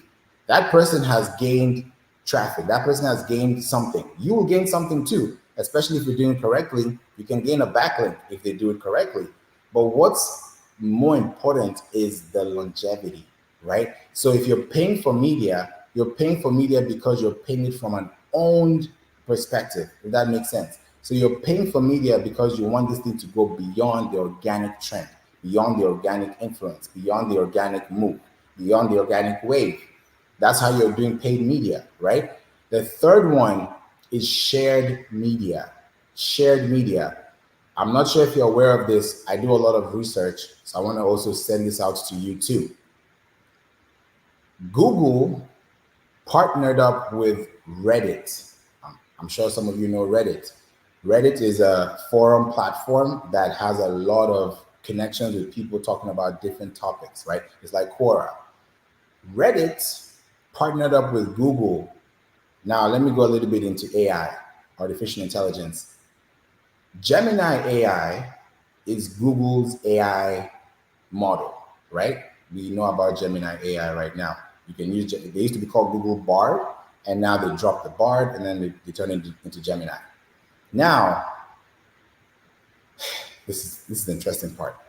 Reddit have their own AI. It's called Vortex. So Gemini and Vortex are talking to each other about you. So where are you in the map? Where are you on the map? Where are you within the map? If you're not on the map, if you're not in the map, if you're not within the map, then you're outside the map. And what do I mean by outside the map? It means that nobody can find you if they search for you. And how are they not finding you? Because you don't have links. And those links are not connected to social platforms, right? They're not sharing media. When you have a podcast, you're sharing media because you can be on Apple, you can be on Spotify, you can be on iHeart, you can be on YouTube, you can be on Google, you can be anywhere at the same time with one click of a button. Isn't that easier than posting 3 times a day on social media trying to get somebody to follow you or someone to like you? You can do that. That's giving you more content, but you're taking that content from somewhere. Look at the big guys. Look at CNN. Look at Bloomberg Report. Look at, even go to TMZ. Go to the Shade Room. Go anywhere, a news site, and then go to their social media. That question I asked you in the beginning, look at the number of posts and then match that up to the number of links you have. If you go to CNN's Instagram right now, every post that CNN has posted has a link attached to it. They'll tell you, this is a story, click the link in our bio to read more. You click on the link, you have access to CNN.com. You have a page there. TMZ, they do the same thing. Other platforms do the same thing. So why are you not doing the same thing? That's my question. And people even go beyond that. NPR, they go beyond that and do a podcast, right? To double up on their efforts. Gone are the days when you can just rank on Google search with just text. It's turned into a multi-modal level. In other words, text, audio, video, TAV, text, audio, video. If you're not in any of these 3, especially audio, you're missing the bus, the big bus, because AI is going to sweep your content away. No one's going to see you. No one's going to know that you even exist because there are already 1.9 billion websites in the world right now. So how does your website stand out? How you stand out is by being outstanding. And how do you be outstanding? By doubling up on your efforts, doubling down on your work. How do you do that? By creating content. Now you're going to ask me, how do I start creating content? From here, there's a platform called riverside.fm. You can go in there, record episodes. You don't have to record 30-minute episodes. You don't have to do an hour like I'm doing right now. You can start off with 1 minute, 2 minutes, with 3 minutes. Drop them every day. That's 365 minutes in 365 days. If you can do that consistently and you put out content, come to me next year and tell me that it didn't work and we can talk about it. But I want you to understand that this is something important to look at. The fourth one, and this is my last point, the fourth type of media is earned media. I'll give you a case study, a live case study. Today is May 31st, right? From May 1st to May 31st, I have been talking. I have been speaking for at least 1 hour a day on a platform called Clubhouse, right? And I've been speaking from Monday through Friday from 9 a.m. to 10 a.m. Central this whole month. That's about 20 hours of content that I can't go back 20 days from now. I can't go back 20 hours, but I have 20 hours of content that I can now repurpose into my academy. Because I have a podcast growth academy. I just kicked off this month. We have people coming in. We're about to be really going out to the people to let people know how they're running. And we've even created incentives. The first 5 people that literally go up to 25 episodes in the academy, they get a hotel voucher. So they can go to for a weekend with their family and their friends for a weekend. And they get a hotel voucher. They don't have to pay for that trip as far as the accommodation is concerned, because I'm giving them an incentive to say, hey, thank you so much for putting work in yourself and investing in yourself to get a better tomorrow for your family. So if you think about earned media, think about earned media by focusing on owned media. Because when you own your media, when you speak your truth, when you go on LinkedIn, when you come to platforms like this, when you go outside, people are going to remember the thing that you said in a way that's going to resonate with them. They might not remember everything you said, but what you say and how you say it and how you make them feel in the time that you say it is what's going to keep them coming back. Because that creativity that you're creating for them is just a little bit of an iceberg of a tip of the iceberg of what you could do for them. So if you want to grow your account, If you want to grow online, all these platforms, Wikipedia, Google, Instagram, Wedding Wire, Yelp, all these big businesses, Amazon, Target, all of them have the same thing, a website. All of them have the same thing, links. All of them have the same thing, trusted signals from shared media like social media. They all have websites. Some of them have podcasts, some of them don't. The ones that have podcasts are doubling up on their efforts, because guess what? When you have a podcast, when you have a blog, someone can sponsor your show and you can actually have 2 slots instead of 1 slot. So you have to think outside the box as a business and ask yourself, can my grandchild listen to my voice in 2050 on a podcast that they can have access to because I put it on digital audio once upon a time? Or am I going to let my grandson or granddaughter scroll through my Instagram to look for me 50 weeks ago to find that one piece of content? Where do you want to be? Do you want to be in the 1% or do you want to be in the 99%? If you want to be in the 1%, podcasting is going to be the greatest place for you, because we're moving to Web 3. I don't know if you've heard of Web 3 before. There's Web 1, there's Web 2, there's Web 3. Web 1 is the back in the day, AOL, MSN, Yahoo. It was just read only, right? Web 2, that's where social media is coming in. We're in this social media phase. We're in 2024. Facebook turned 20 this year. So Facebook is not 21 yet. Facebook can't go out yet.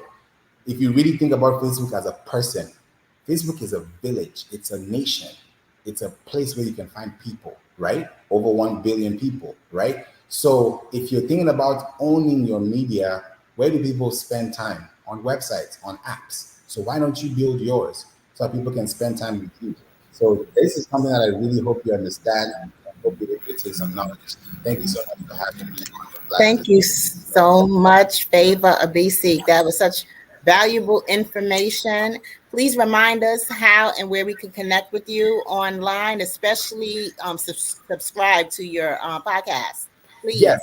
Yes. Thank you so much. I appreciate that, Artha. So if you want to connect with me, you can find me at wedon'tplaypodcast.com. Just type in wedon'tplaypodcast.com. You'll get a pop-up, leave your contact information there. You'll get the emails directly. If you want to do work with me, if you need help with your website, anything to do with SEO, you even get an audit, or just say, hey, what's going on in the market? Reach out to me, connect with me on LinkedIn.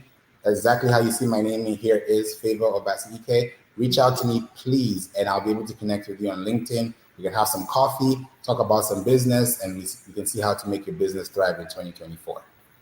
Thank you so much, Favor Abisi.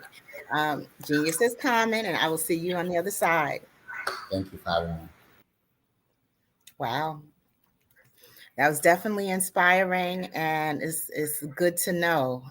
So, if you have time, look at that whole segment again and take some notes, because a lot of powerful and useful information there. Now, the Black Business Expo's mission is to raise funds for high school seniors going to college or K through 12 entrepreneurs. This expo is a fundraiser for students. You may go to www.blackbusinessexpousa.com to donate to the scholarship fund, or use the Cash App QR code that's in the corner of the screen there, or you can go directly into your Cash App on your phone and enter $BBXUSA. Now, our goal is to give laptops and up to $5,000 to 10 students. Students can register online at www.blackbusinessexpousa.com. Now, every dollar counts, so please make a donation. We want to remind you to connect with us, to subscribe, to make a donation, because we're here for you. We're here to help businesses, and you help us by keeping us going with your donations. And we want to also thank our Black Business Expo USA sponsors for May of 2024. NC 100, Moody Capital Partners, Suede Soul, Lotus Riche's Coaching and Training, Carolina, Virginia, Minority Suppliers Development Council, Step Management, BHS and Associates, Margie McLean Foundation Incorporated, Genius is Common, Earth Essentials, Mullane Shawnee Global, Executive Women's Success Institute, The Quality Coaching Company, Superwoman Business Services, Creative Force Studios, Lee Entertainment, Artistic App Design, Black Business Expo USA. Genius is common, and I will see you on the other side.